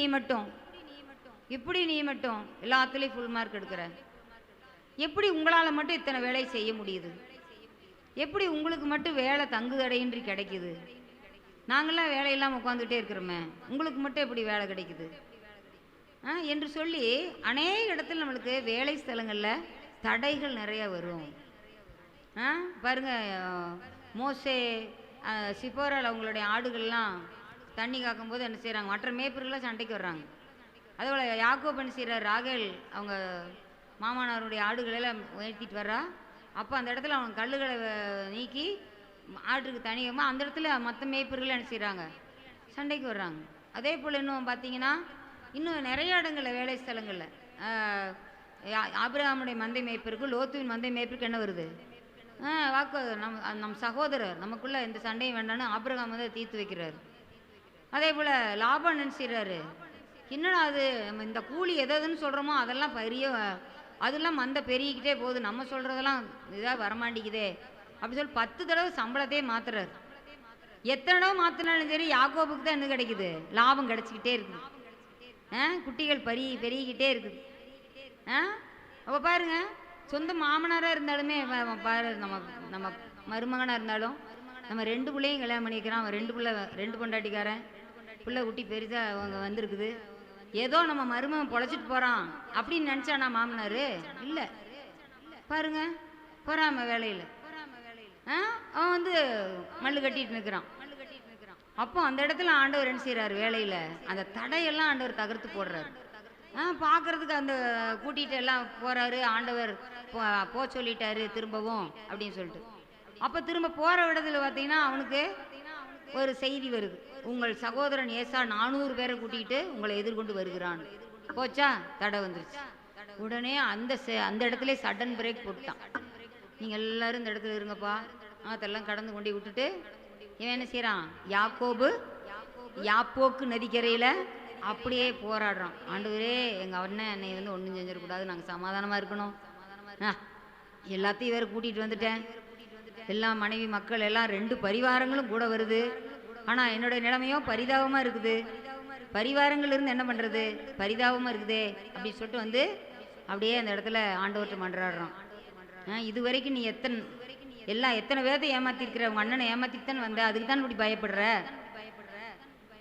ஏமாத்தாமல் இருந்தீங்கன்னா இந்த மாதிரி பயப்பட வேண்டிய அவசியம் இல்லையே சொல்லிட்டு அதையெல்லாம் காட்டி, இனிமேல் உன் பேர் என்ன கிடையாது, எத்தனை இல்லை, இனிமேல் இஸ்ரவேல் என்று அழைக்கப்படுவாய், அல்லேலூயா என்று சொல்லி போகிறாங்க. சண்டைக்கு வந்த அந்த ஏசா என்ன செய்கிறான், 2 பேரும் பார்த்துனை கட்டி தழுவி 2 பேரும் அழுது முத்தமிட்டு அந்த உள்ளத்தையே ஆண்டவர் மாற்றிட்டார். ஏசாவுடைய உள்ளத்தையே ஆண்டவர் அப்படியே மாற்றிட்டார். கல்லான இதயத்தை ஆண்டவர் சதையாக மாற்றிட்டார்.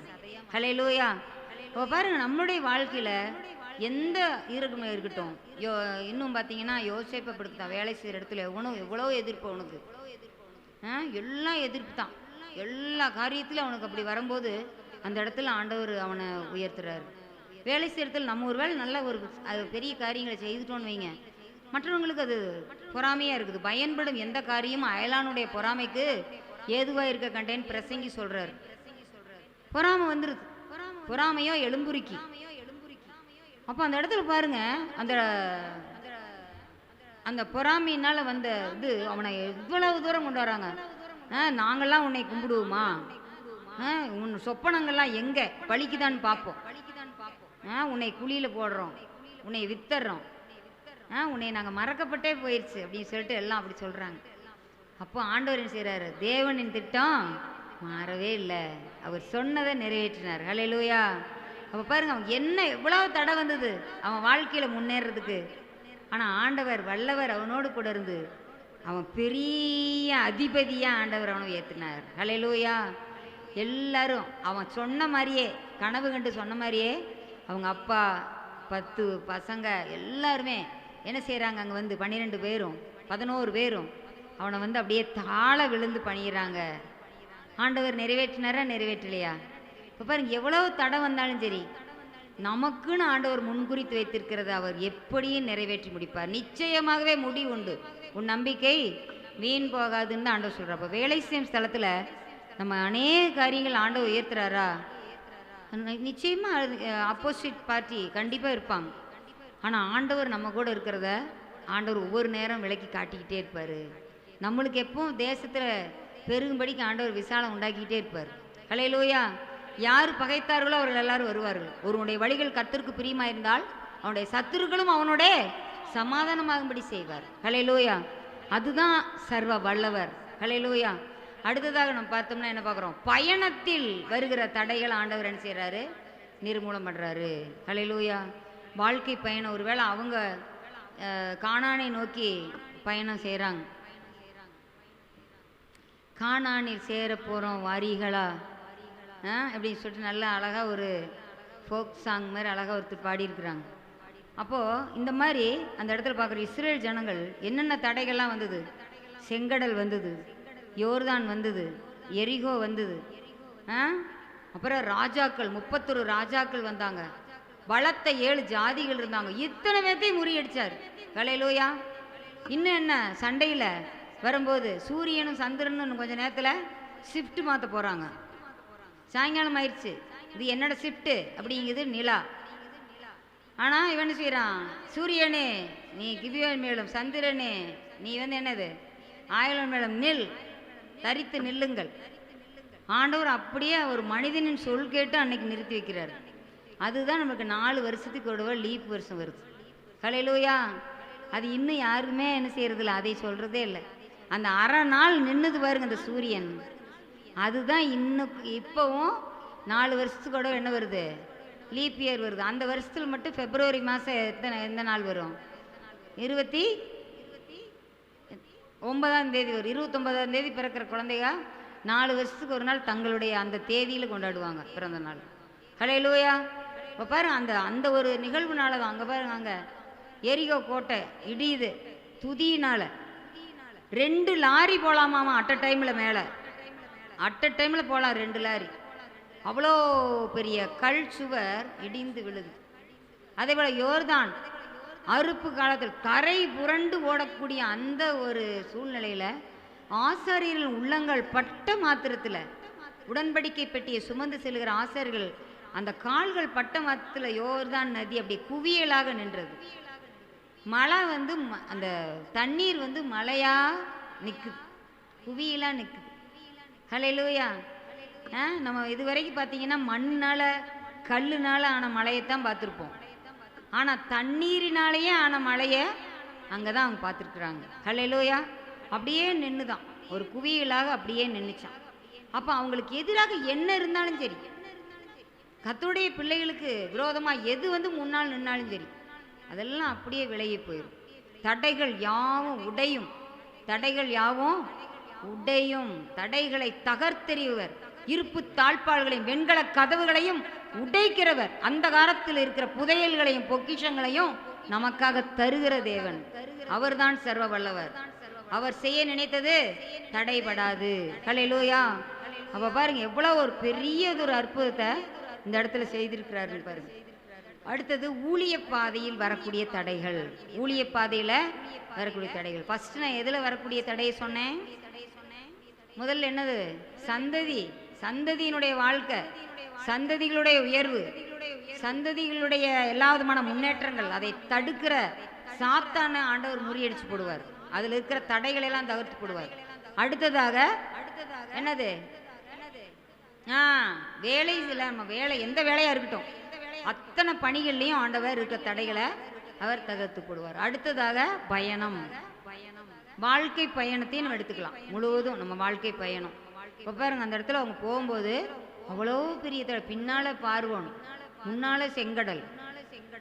எங்களுக்கு எகிப்தில் பிரேத குழி இல்லையென்றா இங்கே கூட்டிகிட்டு வந்த, அங்கேயே நாங்கள் இருந்திருந்தா நாங்கள் ஏதோ வேலை செஞ்சுக்கிட்டு நல்லா இருந்துப்போமே, இப்போ இங்கே வந்து இப்படி சிரமப்படுறோமேன்னு சொல்லிட்டு எல்லாரும் மோசைக்கு விரோதமாக நிற்கிறாங்க.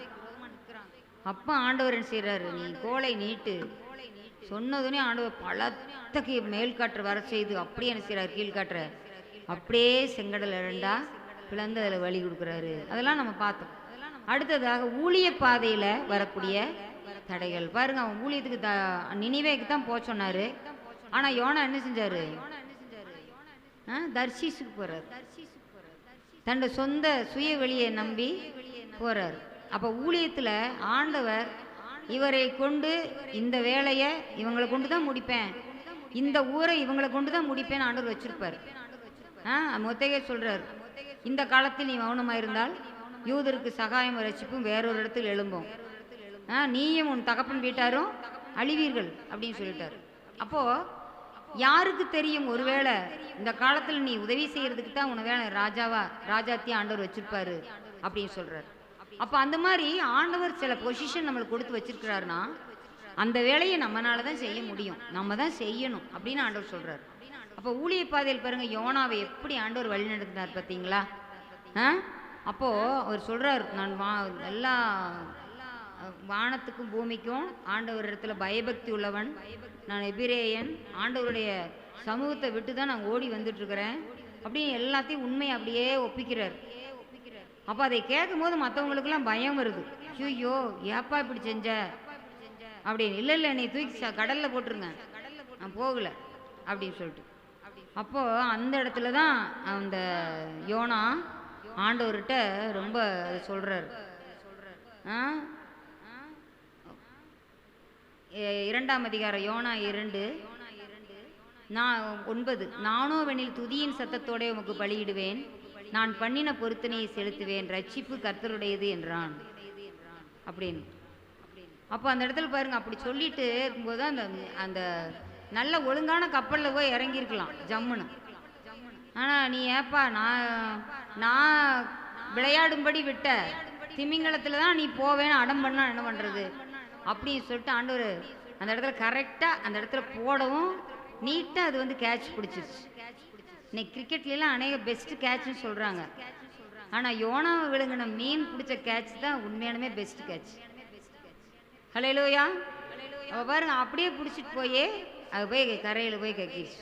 கிட்டத்தட்ட 3 நாள் ஆச்சாமா அங்கே போகும்போது யோனாவை கொண்டு அங்கே பயணம் அவ்வளோ கிலோமீட்டர், 2000 கிலோமீட்டருக்கு மேலே. நீங்கள் வேத ஆராய்ச்சிக்கு வந்திருந்தா அது தெரிஞ்சிருக்கும், நல்லா விளக்கமாக சொன்னாங்க. அந்த மீன் அவ்வளோ தூரம் சாப்பிடாம போயிருக்குதுங்க. சாப்பிட்டுருந்தா அவன் டைஜஸ்ட் ஆயிடுவான், அவ்வளோதான். அது சாப்பிடாம போயிருக்கு, அதுவும் ஃபாஸ்டிங். இப்போ நம்ம மூலமாக பாருங்க, வாயில்லாத ஜீவனுக்கெல்லாம் நம்ம பட்டினி போடுறோம். இன்னைக்கு அநேக காரியங்கள் இப்படி தான் இருக்குது. அப்போ அங்கே நினிவே மக்களே என்ன செய்கிறாங்க, ராஜா பால் குடிக்கிற குழந்தையிலிருந்து ஆடு மாடு எதுக்குமே என்ன செய்யலை, தீனியே போடல, தண்ணி காட்டல. பாருங்க எல்லாம் எவ்வளோ வருது பாருங்க. அப்போது ஆண்டவர் ஊழியத்தில் நமக்கு வரக்கூடிய தடைகளெல்லாம் ஆண்டவர் தகர்த்து போடுவார். நம்ம ஆண்டவரே இப்போ மோசே பாருங்க, அவருடைய ஊழியத்தில் என்ன செய்கிறாரு சொல்கிறேன்.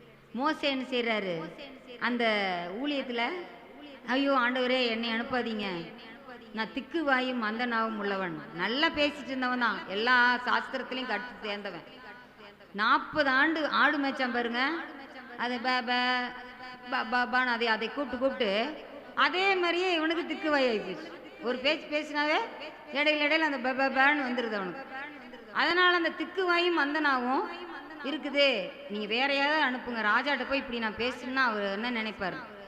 இல்லை ஒன்றும் கவலைப்படாத, உன் சகோதரன் உனக்கு வாயா இருப்பான் ஆரோன், அவன் வருவான் உங்களோட அப்படின்ட்டு. என்ன சாக்கு சொல்லி பார்த்தான், எதுவும் முடியல. அப்போது ஊழிய பாதையில் ஆண்டவர் நம்மை கொண்டு செய்யணும்னு இருந்தா நிச்சயமாக அவர் நம்ம கொண்டு தான் எல்லாத்தையும் செய்வார். அதுக்கு எந்த விதமான மாற்று கருத்து கிடையவே கிடையாது. அடுத்தது பாருங்க, சூறை செடியின் சோர்வு. எலியா அவ்வளோ வல்லமையா அவன் வார்த்தை சொல்ல மழை வரு. அவன் நம்மை போல பாடுள்ள மனுஷனா இருந்தாலும் கருத்தா ஜெபித்தா மழை வந்தது, கருத்தா ஜெபித்தா மழை நின்றுது. 3 வருஷம் பஞ்சம், இவ்வளவு. அப்படிப்பட்ட சூழ்நிலையில் பாருங்க அந்த எலியாவுக்கு, நான் ஒருவன் மாத்திரம் இருக்கிறேனே, எல்லா தீர்க்கதரிசியும் கொண்டுட்டாங்க, ஏசபேல். அப்போ அந்த இடத்துல இருக்கும்போது அவன் என்ன செய்கிறான், கேரித் ஆற்றங்கண்டை அன்றையில் ஒரு சூறை செடியின் கீழே வந்து படுத்துட்டான். அப்போ அப்படி இருக்கும்போது தினமும் என்ன செய்யுது, அந்த இடத்துல காகம் வந்து இறைச்சியும் அப்பத்தையும் கொண்டாந்து அவனுக்கு கொண்டாந்து கொடுக்குது. தண்ணி குடிக்கிறதுக்கு எதை குடிச்சுக்கிறான், கேரித் ஆற்று நீரை எடுத்து குடிச்சுக்கிட்டு பாருங்க. காக்கா ஏதாவது கறி கொண்டாந்து கொடுக்குமா கிடைச்சதுன்னா? ஆனால் பாருங்க, அந்த பறவை வந்து அவனுக்கு கொண்டாந்து டெய்லி கொடுக்குது அப்பமும். ஒருவேளை அரண்மனையில் ஆகாபனுடைய அரண்மனையிலேருந்து கூட கொண்டாந்து கொடுத்துருக்கலாம். ஹல்லேலூயா. இப்போ பாருங்க, அந்த இடத்துல அவன் அவ்வளவு சோர்வாயிட்டான். அப்போ தான் ஆண்டவர் சொல்றார், உன் பாகாலை முத்தமிடாத 7000 பேர் உனக்காக வைத்திருக்கிறேன், எழுந்திருந்து போஜனம் பண்ணு, நீ பண்ண வேண்டிய தூரம் வெகு தூரம் அப்படின்னு சொல்றார். அதை கேட்டு அவன் திரும்பி அப்படியே ஓடி வர்றான், ஊழியத்தை செய்யறார், வெற்றி பெறார், அக்கினியினால பதில் தர்றார் ஆண்டவர். திரும்ப அவன் பெரிய வல்லமையான ஒரு தீர்க்கதரிசியாக எழும்புறதை பார்க்குறோம். அதனால நம்ம ஊழியத்தில் கூட நம்ம சோர்ந்து போயிடக்கூடாது. ஐயோ நான் ஒருத்த மாத்து இருக்கிறேனே, பிரதர் சொல்கிற மாதிரி வடக்கு சூழி பழத்தில் நம்ம மட்டும் இருக்கிறோமே, நாங்கள் மட்டும் இருக்கிறோமே, சோர்ந்து போக வேண்டியதில்லை. அந்த இடத்துல ஆண்டவர் பெரிய ஒரு வல்லமையை ஆண்டவர் செய்வார். ஹல்லேலூயா. அப்போ அப்படியெல்லாம் ஆண்டவர் பெரியதொரு நிகழ்வுகளை ஆண்டவர் என்ன செய்ய போகிறாரு. ஹல்லேலூயா. அதே போல் நம்மை உயர்வில் நம்மளுக்கு வரக்கூடிய ப்ரொமோஷனை தடுக்கிறது கூட நிறைய பேர் இருக்கிறாங்க. போத்திபாரனுடைய மனைவியை என்ன செய்கிறாங்க, பொய் குற்றம் சாட்டி அவன் என்ன செய்கிறாங்க, சிறையில் போட்டுடுறாங்க. அதே போல் அவங்களுக்கு கனவு கண்டு சொல்கிறான் பானபாத்திரக்காரனுக்கு சுயம்பாய்க்கு, நீ ராஜாவினிடத்தில் போனீங்கன்னா பானபாத்திரக்காரன் அவன் சொன்ன மாதிரியே 3ஆவது நாள் வேலைக்கு போயிட்டான். நீ ராஜா அரண்மனைக்கு போனால் என்னைய நினச்சிக்கோ, ராஜாட்ட ரெக்கமெண்ட் பண்ணு அப்படின்னு சொல்கிறான். ஆனால் மறந்துட்டான். ஒருவேளை நம்மளுக்கு வர்ற உயர்வை மற்றவங்க மறக்கலாம், ஆனால் ஆண்டவர் ஒருபோதும் மறக்க மாட்டார். ஹல்லேலூயா. எந்த மனுஷனையும் பலப்படுத்த, எந்த மனுஷனையும் உயர்த்த அவரால் முடியும். ஹல்லேலூயா. எளியவனை புழுதியிலிருந்து உயர்த்தி அவனை பிரபுக்களோடு உட்கார பண்ணுகிறார். அவனை குப்பையிலிருந்து அவனை எடுத்து அவனை உட்கார வைக்கிறார். ஆண்டவர் இன்னைக்கு நம்ம அதைத்தான் சொல்றார், நான் சிலுவையில் மரிச்சது எதற்காக, நான் பரமேறி சென்றது எதற்காக, நான் மேலே செல்வேனானால் உங்களை அங்கிருந்து நான் என்ன செய்வேன், நான் இருக்கும் இடத்திற்கு உங்களையும் என்னிடமாய் இழுத்து கொள்வேன், உன்னதங்களிலே அவரோடு கூட உட்கார அருள் செய்வார். ஹல்லேலூயா. அதற்காகத்தான் ஆண்டவர் நமக்கு அந்த உயர்வை கொடுப்பதற்காகத்தான் அவர் உயர்ந்திருக்கிறார். ஹல்லேலூயா. நமக்கு உயர்வை கொடுப்பதற்காகத்தான் அவர் சிலுவையில் உயர்த்தப்பட்டார். ஹல்லேலூயா. ஆகவே அப்படிப்பட்ட தேவனை நாம் தஞ்சமாக கொண்டிருக்கிறோம். சும்மா நமக்கு தெய்வமாக கொண்டிருக்கிற தெய்வம் சாதாரண தெய்வம் கிடையாது, எல்லாரும் நினைக்கிற மாதிரி தெய்வம் கிடையாது. ஒருவேளை அவர் கையில் எதுவுமோ ஈட்டியோ எதுவுமே அவரை பார்த்தா ஒரு பயமுறுத்துகிற மாதிரி எதுவும் இல்லாமல் இருக்கலாம், ஆனால் அவர் பட்சிக்கிற அக்கினி. ஹல்லேலூயா. அவர் பயங்கரமான தேவன், பயங்கரமான பராக்கிரமசாலி, யுத்தத்தில் வல்லமையுடையவர். அப்படிப்பட்ட தேவன் அவனுடைய வாழ்க்கையில் பாருங்க, அவனுக்கு வர்ற உயர்வை தடுக்கவே முடியல. சிறையில் இருந்தான், சிங்காசனத்தில் ஆண்டவர் உட்கார வச்சாரு. ஹல்லேலூயா. அடிமையாக இருந்தான், அரச ஆண்டவரை வைச்சாரு. அதே போல் ஆடு மேய்க்கும் தாவீத ஆண்டவர் என்ன செஞ்சார், அரசனாக ஆண்டவர் மாற்றினார். அருமையான கர்த்தருடைய பிள்ளைகளே, சகோதரனே சகோதரியே, உங்கள் வாழ்க்கையிலையும் கூட நம்ம இப்படி இருக்கிறோமேன்னு நம்ம நினச்சிட்டு இருக்கலாம். ஆனால் ஆண்டவர் உங்களை எந்த அளவு உயர்த்த போகிறாரோ அது அவருக்கு மட்டும்தான் தெரியும். ஹல்லேலூயா. ஹல்லேலூயா. நிச்சயமாக ஆண்டவர் உயர்வு மட்டும் உண்டு. ஏற்ற காலத்தில் அவர் நம்மை உயர்த்தும்படிக்கு அவருடைய பலத்த கரத்துக்குள் அடங்கி இருங்கள் அப்படின்னு சொல்லியிருக்கிறார். அதனால் எந்த அளவுக்கு நம்ம ஆண்டவருடைய கரத்தில் அடங்கி இருக்கிறோமோ அந்த அளவுக்கு ஒரு நாள் உயர உயர உயர உயர பரப்போம். ஹல்லேலூயா. எப்படி ஒரு வண்ணத்து பூச்சியின் வாழ்க்கை மாற்றத்தில் அது கூட்டு புழுவாக இருக்கும்போது பார்த்தீங்கன்னா அழகாக ஜாலியாக திரிஞ்சுக்கிட்டு இலையை சாப்பிட்டுக்கிட்டு ஒரேசிய சீட்டின்னு சொல்லி இங்கிலீஷில் சொல்லுவோம், அப்படியே ஓயாமல் சாப்பிட்டுக்கிட்டே சுற்றிக்கிட்டு திரியும், நல்லா கொழு கொழு கொழுன்னு வந்துடும் அந்த புழு. அப்புறம் கடைசியில் என்ன செய்யுது, தன்னை சுற்றி ஒரு கூட்டை அப்படியே பின்னி பின்னி பின்னி பின்னி அதுக்குள்ளே தன் உடல் முழுவதையும் அப்படியே அடக்கி அதுக்குள்ளே இருக்குது. இல்லை இல்லை நான் புழுவாகவே இருந்துடுறேன், இப்படிலாம் நான் வந்து அப்படியே எவ்வளோ காற்று வாங்கிட்டு ஏசியில் இருக்கிற மாதிரி இருந்தேன், இப்போ எனக்கு மூச்சு விடுறது கூட சிரமமாக இருக்குது அப்படின்னு அது நினச்சிருந்துன்னா ஏதோ காக்கா குருவியே ஏதோ ஒன்று கொத்திட்டு போயிடும். பரவாயில்ல, இன்னைக்கு நல்ல ஃபுட்டு கிடச்சிருக்குது, நல்ல கொழு கொழுன்னு வளர்ந்த புழு, இதில் 2 சாப்பிட்டா போதும் நமக்கு வயிறு நிறைஞ்சதுன்னு ஏதோ ஒன்று சாப்பிட்டு போயிடும். ஆனால் அது என்னைக்கு நல்லா அடங்க கற்றுக்குச்சோ, இந்த கூட்டுக்குள்ளே அடங்கி இருக்கிற கூட்டுப்புழு பருவம் நம்ம வாழ்க்கையில் வேணும். வாழ்க்கையில் சில சமயங்களில் ஆண்டவர் நம்மளை படைத்த போது எப்படி ஒரு கருவிலிருந்து நம்ம வெளியே வர்றோம், அது மாதிரி அதுக்கப்புறம் நம்ம நல்லா வளர்றோம். வசனங்கிற ஆகாரத்தை கொண்டு நம்ம ஆத்மாவில் ஆண்டவர் வளர வைக்கிறாரு. சரீர பிரகாரமாக நம்ம பெற்றோர் நம்ம நல்லா வளர்த்து ஆளாக்கி நம்ம வாலிப பருவத்தில் கொண்டாடுறாங்க. ஆனால் ஆண்டவருடைய கரத்தில் நம்ம பயன்படணும்னா, நம்ம நல்லா அழகான வண்ணத்து பூச்சியாக நம்ம பறக்கணும்னா, அந்த கூட்டுப்புழு பருவம் நமக்கு வாழ்க்கையில் ரொம்ப அவசியம். ஆண்டவருடைய பாதத்தில் அடங்கி ஒடுங்கி உட்கார்ந்துருக்கணும். ஆண்டவருக்காக நான் ஏதாவது செய்யணும்னு சொல்லிட்டு ஆண்டவர் பாதத்தில், ஆண்டவரே நீங்கள் சொல்லுங்கள், உம்முடைய பாதம் தான் என்னை முன்னேற்றும், வேற என்னுடைய சொந்த அறிவோ சொந்த ஞானமோ எதுவுமே இல்லை ஆண்டவரே, என் முயற்சிகள்லாம் எதுவுமே இல்லை, நிச்சயமாக ஆண்டவர் என்னை உயர்த்துவீர்னு சொல்லிட்டு நம்ம காத்திருக்கும் போது எப்படி அந்த கூட்டுப்புழு விழுந்து ஒரு வண்ணத்து பூச்சி அழகாக, அதுக்கப்புறம் பார்த்தீங்கன்னா அதுக்கு செட்டைகள் எல்லாமே வந்துடுது. கீழே அப்படியே நெளிஞ்சிக்கிட்டு இருந்த புழுவு இப்போ எங்கே பறக்குது? வானத்தில் அப்படியே அழகாக பறக்கும். ஹல்லேலூயா. அது மாதிரி எல்லாரும் இப்படி பார்த்துட்டு இருந்தாங்க அந்த புழுவை, தரையில் இப்படி குனிஞ்சு. ஆனால் இன்னைக்கு பட்டாம்பூச்சி எப்படி பார்க்குறாங்க? தலையை அண்ணாந்து பார்க்குறாங்க. அது மாதிரி நம்ம வாழ்க்கை இப்படி பார்த்தவங்களாம் எப்படி பார்க்கணும்? ஓ, இந்த சகோதரனா, இந்த சகோதரியா, இந்த பாப்பாவா என்று சொல்லி நம்ம தலை நிமிர்ந்து நம்மை உயரத்தில் ஏற்றி வைத்தீரே, என்னை ஓஹோன்னு வாழ வச்சீரே என்று சொல்லி நம்மளை பார்த்து என்ன செய்யணும்? அப்படி சொல்கிற அளவுக்கு நம்ம வாழ்க்கை உயரப்போகுது. ஹல்லேலூயா. அப்படியாக அந்த ஆண்டவருடைய கரத்தில் நம்ம இருக்கும்போது அப்படியாக நம்மை ஆண்டவருமை உயர வைக்க அவரால் முடியும். ஹல்லேலூயா. தேவரீர் சகலமும் செய்ய வல்லவர், நாம் அவர் செய்யும் செயல்களை பெற்றுக்கொள்ள நாம் செய்ய வேண்டிய காரியங்களை உங்களுக்கு சொல்லி நாம் அறிக்கை செய்ய வேண்டிய வசனங்களை அப்புறம் வாசிப்போம். எபிரேயர் 11:33-34 நாம் வாசிப்போம். எபிரேயர் 11:33-34.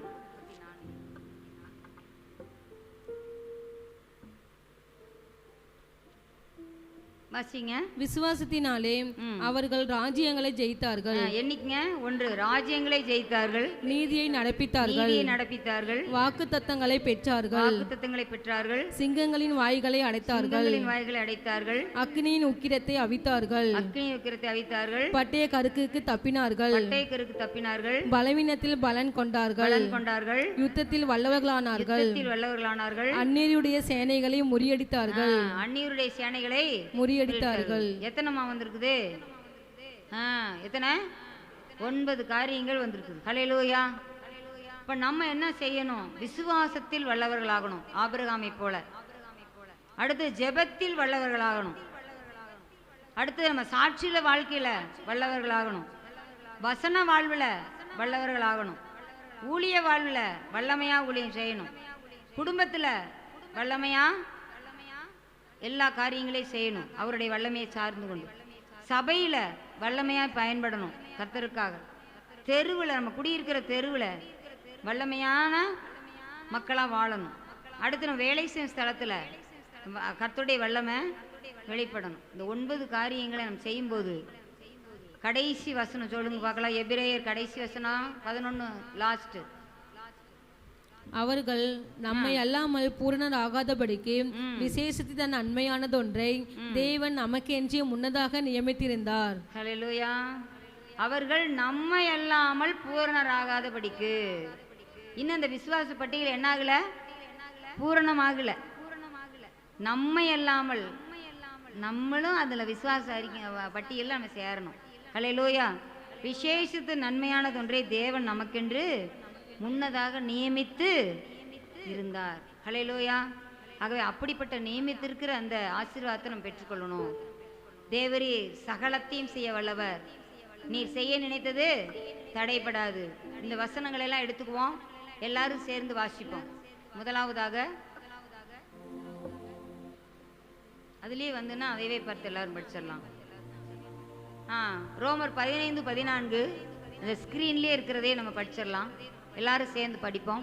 என் சகோதரரே, நீங்கள் நற்குணத்தினால் நிறைந்தவர்களும் சகல அறிவினாலும் நிரப்பப்பட்டவர்களும் ஒருவருக்கு ஒருவர் புத்தி சொல்ல வல்லவர்களுமாய் இருக்கிறீர்கள் என்று நானும் உங்களை குறித்து நிச்சயித்திருக்கிறேன். அப்ப எதுல வல்லவர்களா இருக்கணுமா? எதுல? புத்தி சொல்லணும். நாளானது எவ்வளவு சமயமா இருக்கிறதோ அதுபோல நீங்க என்ன செய்யணுமா?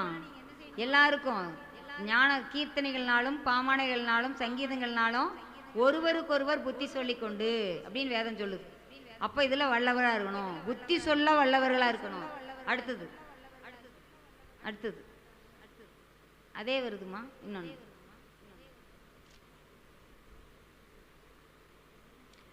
படிக்கலாம். தாம் ஒருவரே ஞானமுள்ளவராகிய நம்முடைய இரட்சகராக தேவனுக்கு கனமும் மகத்துவமும் வல்லமையும் அதிகாரமும் இப்பொழுதும் எப்பொழுதும் உண்டாவதாக. யாருக்கு தான் நம்மளுக்கு நல்லா வல்லமையா ஆண்டவர் நம்ம பயன்படுத்திட்டாருன்னு வைங்க. நான் அபிஷேகம் பெற்ற வல்லமையான மனிதன், கர்த்தரனை பயன்படுத்துகிறார் அப்படின்னு சொல்லிட்டு நம்மளே சுய பெருமையும் சுய பந்தாவையும் காட்டிட்டு இருக்க கூடாது. தேவனுக்கு கனமும் மகத்துவமும் வல்லமையும் அதிகாரமும் இப்பொழுதும் எப்பொழுதும் உண்டாவதாக அவரையே தான் நம்ம பாடணும். ஹல்லேலூயா. அடுத்ததாக எங்களை சோதனைக்கு உட்பட பண்ணாமல் தீமையிலிருந்து எங்களை ரட்சித்துக் கொள்ளும் ராஜ்யமும் வல்லமையும் மகிமையும் என்றென்றைக்கும் உடையவைகளே. ஆமென். அந்த வல்லமை யாருக்கு தான்? ஆண்டவருக்கு தான். ஹல்லேலூயா சொல்லுவோம். அடுத்தது வெளிப்படுத்தல் 7:12. ஆமென். எங்கள் தேவனுக்கு துதியும் மகிமையும் ஞானமும் ஸ்தோத்திரமும் கனமும் வல்லமையும் பெலனும் சதா காலங்களிலும் உண்டாவதாக. ஆமென் என்றார்கள். சதா காலங்களிலும், அதுதான் முக்கியம். For ever and ever, for ever and எவர், சதா காலங்களிலும் உண்டாவதாக என்று சொல்லி எப்பவுமே சோத்திரிக்கணும். இருந்தவரும் இருக்கிறவரும் வருகிறவருமான தேவனை துதி மகிமை ஞானம் ஸ்தோத்திரம் கனம் வல்லமை பெலன் 7 காரியங்கள் எல்லா நாளும் இருக்கணும்னு சொல்லிட்டு நம்ம ஆண்டவரை துதிக்கணும். ஹல்லேலூயா. இதற்கென்று தான் ஆண்டவர் நம்மை வைத்திருக்கிறார். நாம் கண்களை மூடுவோம். இந்த தேவ செய்தியை ஆண்டவர் ஆசீர்வதித்தார்னு சொல்லிட்டு எல்லாரும் நீங்கள் உங்களை தாழ்த்தி நீங்கள் ஆண்டவரத்தில் ஒப்பு கொடுங்கள். என்னையும் ஆண்டவர் பயன்படுத்துவாரா? என் வாழ்க்கையிலும் ஆண்டவர் பெரிய காரியங்களை செய்வாரா? தேவன் சகலத்தையும் செய்ய வல்லவர், என் வாழ்க்கையிலே செய்ய வல்லவர். அவர் என் வாழ்க்கையிலே செய்ய நினைத்தது ஒன்றும் தடைபடாது என்று சொல்லி யாரெல்லாம் நினைக்கிறீங்களோ, இப்போது நீங்கள் என்னென்னலாம் என் வாழ்க்கையில் ஆண்டவர் செய்யணும்னு நினைக்கிறீங்களோ அதையெல்லாம் ஆண்டவரிடத்தில் சொல்லுங்க. இந்த நாளில் நீங்கள் சொல்லுங்க. வருகிற வருஷத்தில் அதையெல்லாம் நீங்கள் சாட்சியாக சொல்ல போறீங்க. இந்த ஜெபத்தை அருமையான சகோதரர் மிஷனரி சகோதரர் சகரியா இந்த ஜெபத்தை செய்வார்.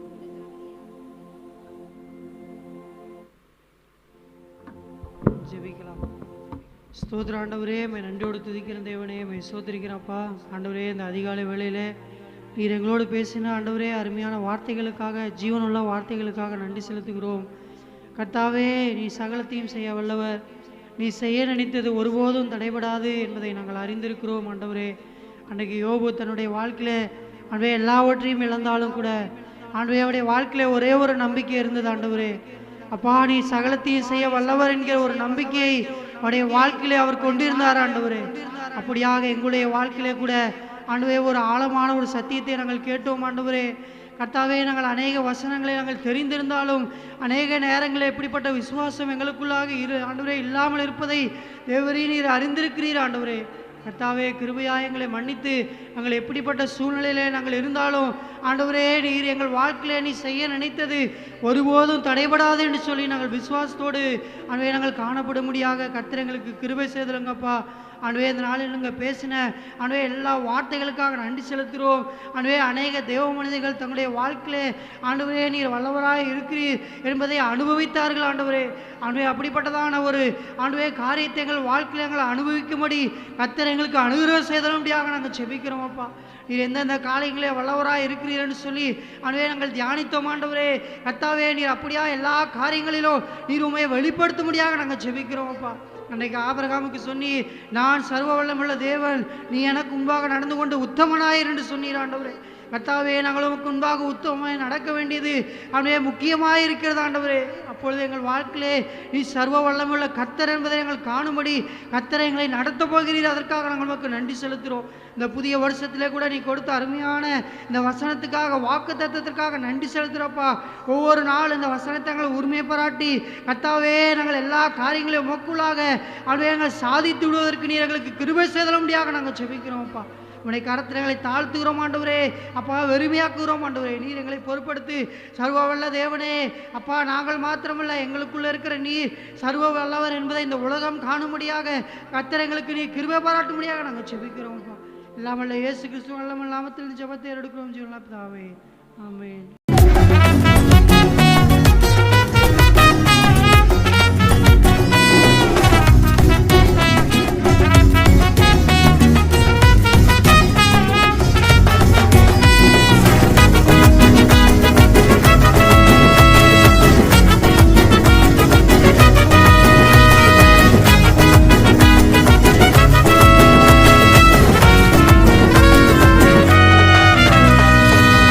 போகிறவர் போல காணப்பட்டாலும் இயேசு, அப்புறம் போகிறவர் போல காணப்பட்டாலும் இயேசு உன் மீது நோக்கமாயுள்ளார், உன் நினைவெல்லாம் அவர் அறிவார்.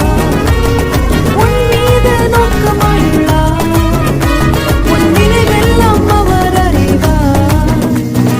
காக்கின்றவர், உருவாக்கின்றவர், தோளின் மேல் சுமக்கின்றவர். காக்கின்றவர், உருவாக்கின்றவர், தோளின் மேல் சுமக்கின்றவர், தோளின் மேல் சுமக்கின்றவர்.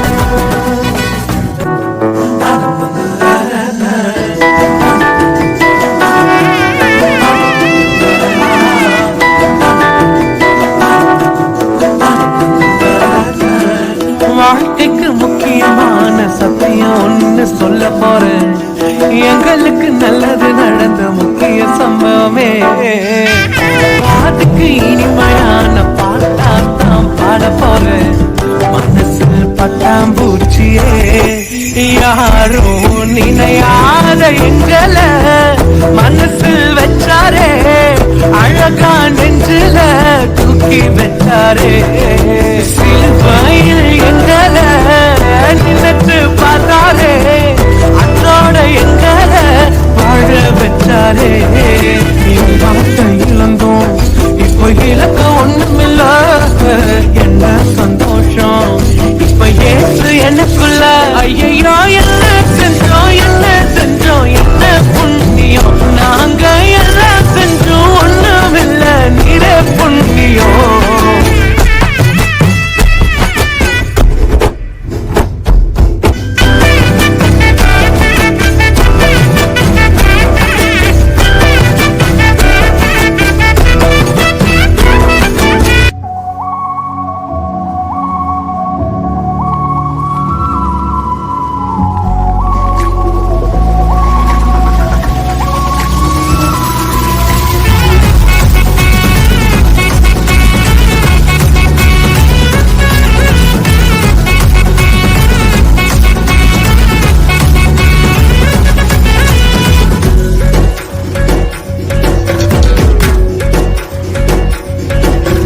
అత్యున్నతమైన సింహాసనంపై ఆసీనుడవైన గొప్ప దేవుడా, అత్యున్నతమైన సింహాసనంపై ఆసీనుడవైన గొప్ప దేవుడా, తేజోమయుడా రక్షణకర్త నీవే నా దేవుడు అని కీర్తింతును.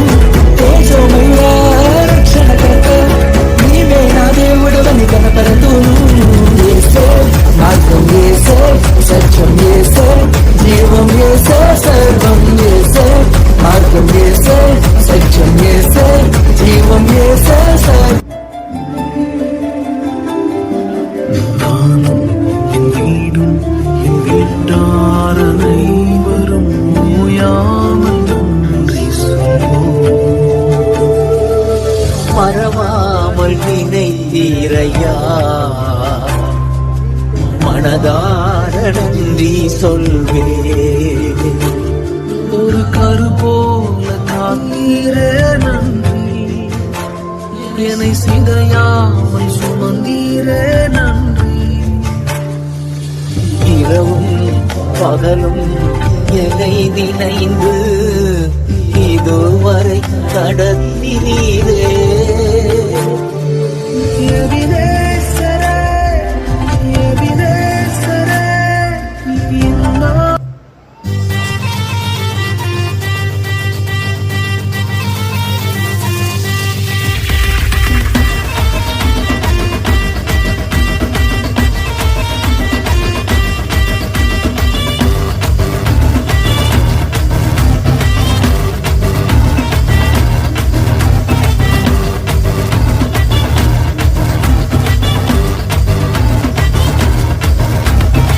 புதிய எல்லைய புதிய பாதைய ஏசப்பா உனக்காக திறந்து வச்சாரு. புதிய எல்லைய புதிய பாதைய ஏசப்பா உனக்காக திறந்து வச்சாரு.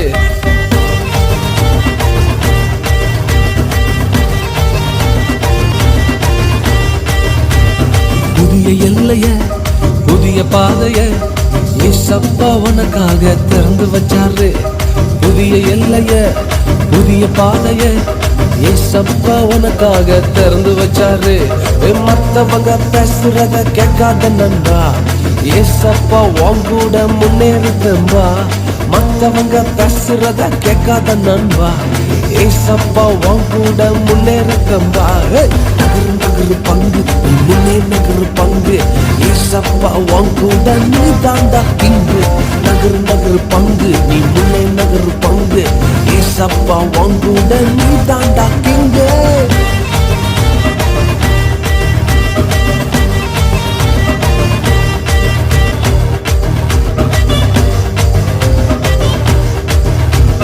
தோத்து போன இடத்துல ஜெயிக்க வைப்பாரு, விழுந்து போன இடத்துல தூக்கி வைப்பாரு. தோத்து போன இடத்துல ஜெயிக்க வைப்பாரு, விழுந்து போன இடத்துல தூக்கி வைப்பாரு. உன்னை பார்த்து சிரிச்சவன ஓட வைப்பாரு, சிரிச்சவன் கண் முன்ன வாழ வைப்பாரு. ஐயா, உன்னை பார்த்து சிரிச்சவன ஓட வைப்பாரு, சிரிச்சவன் கண் முன்ன வாழ வைப்பாரு. போட்டு நகரு நகரு பங்கு நீ முன்னே நகரு பங்கு, ஏசப்பா உன் கூட நீ தாண்டா கிங்கு. நகரு நகரு பங்கு நீ முன்னே நகரு பங்கு, ஏசப்பா உன் கூட நீ தாண்டா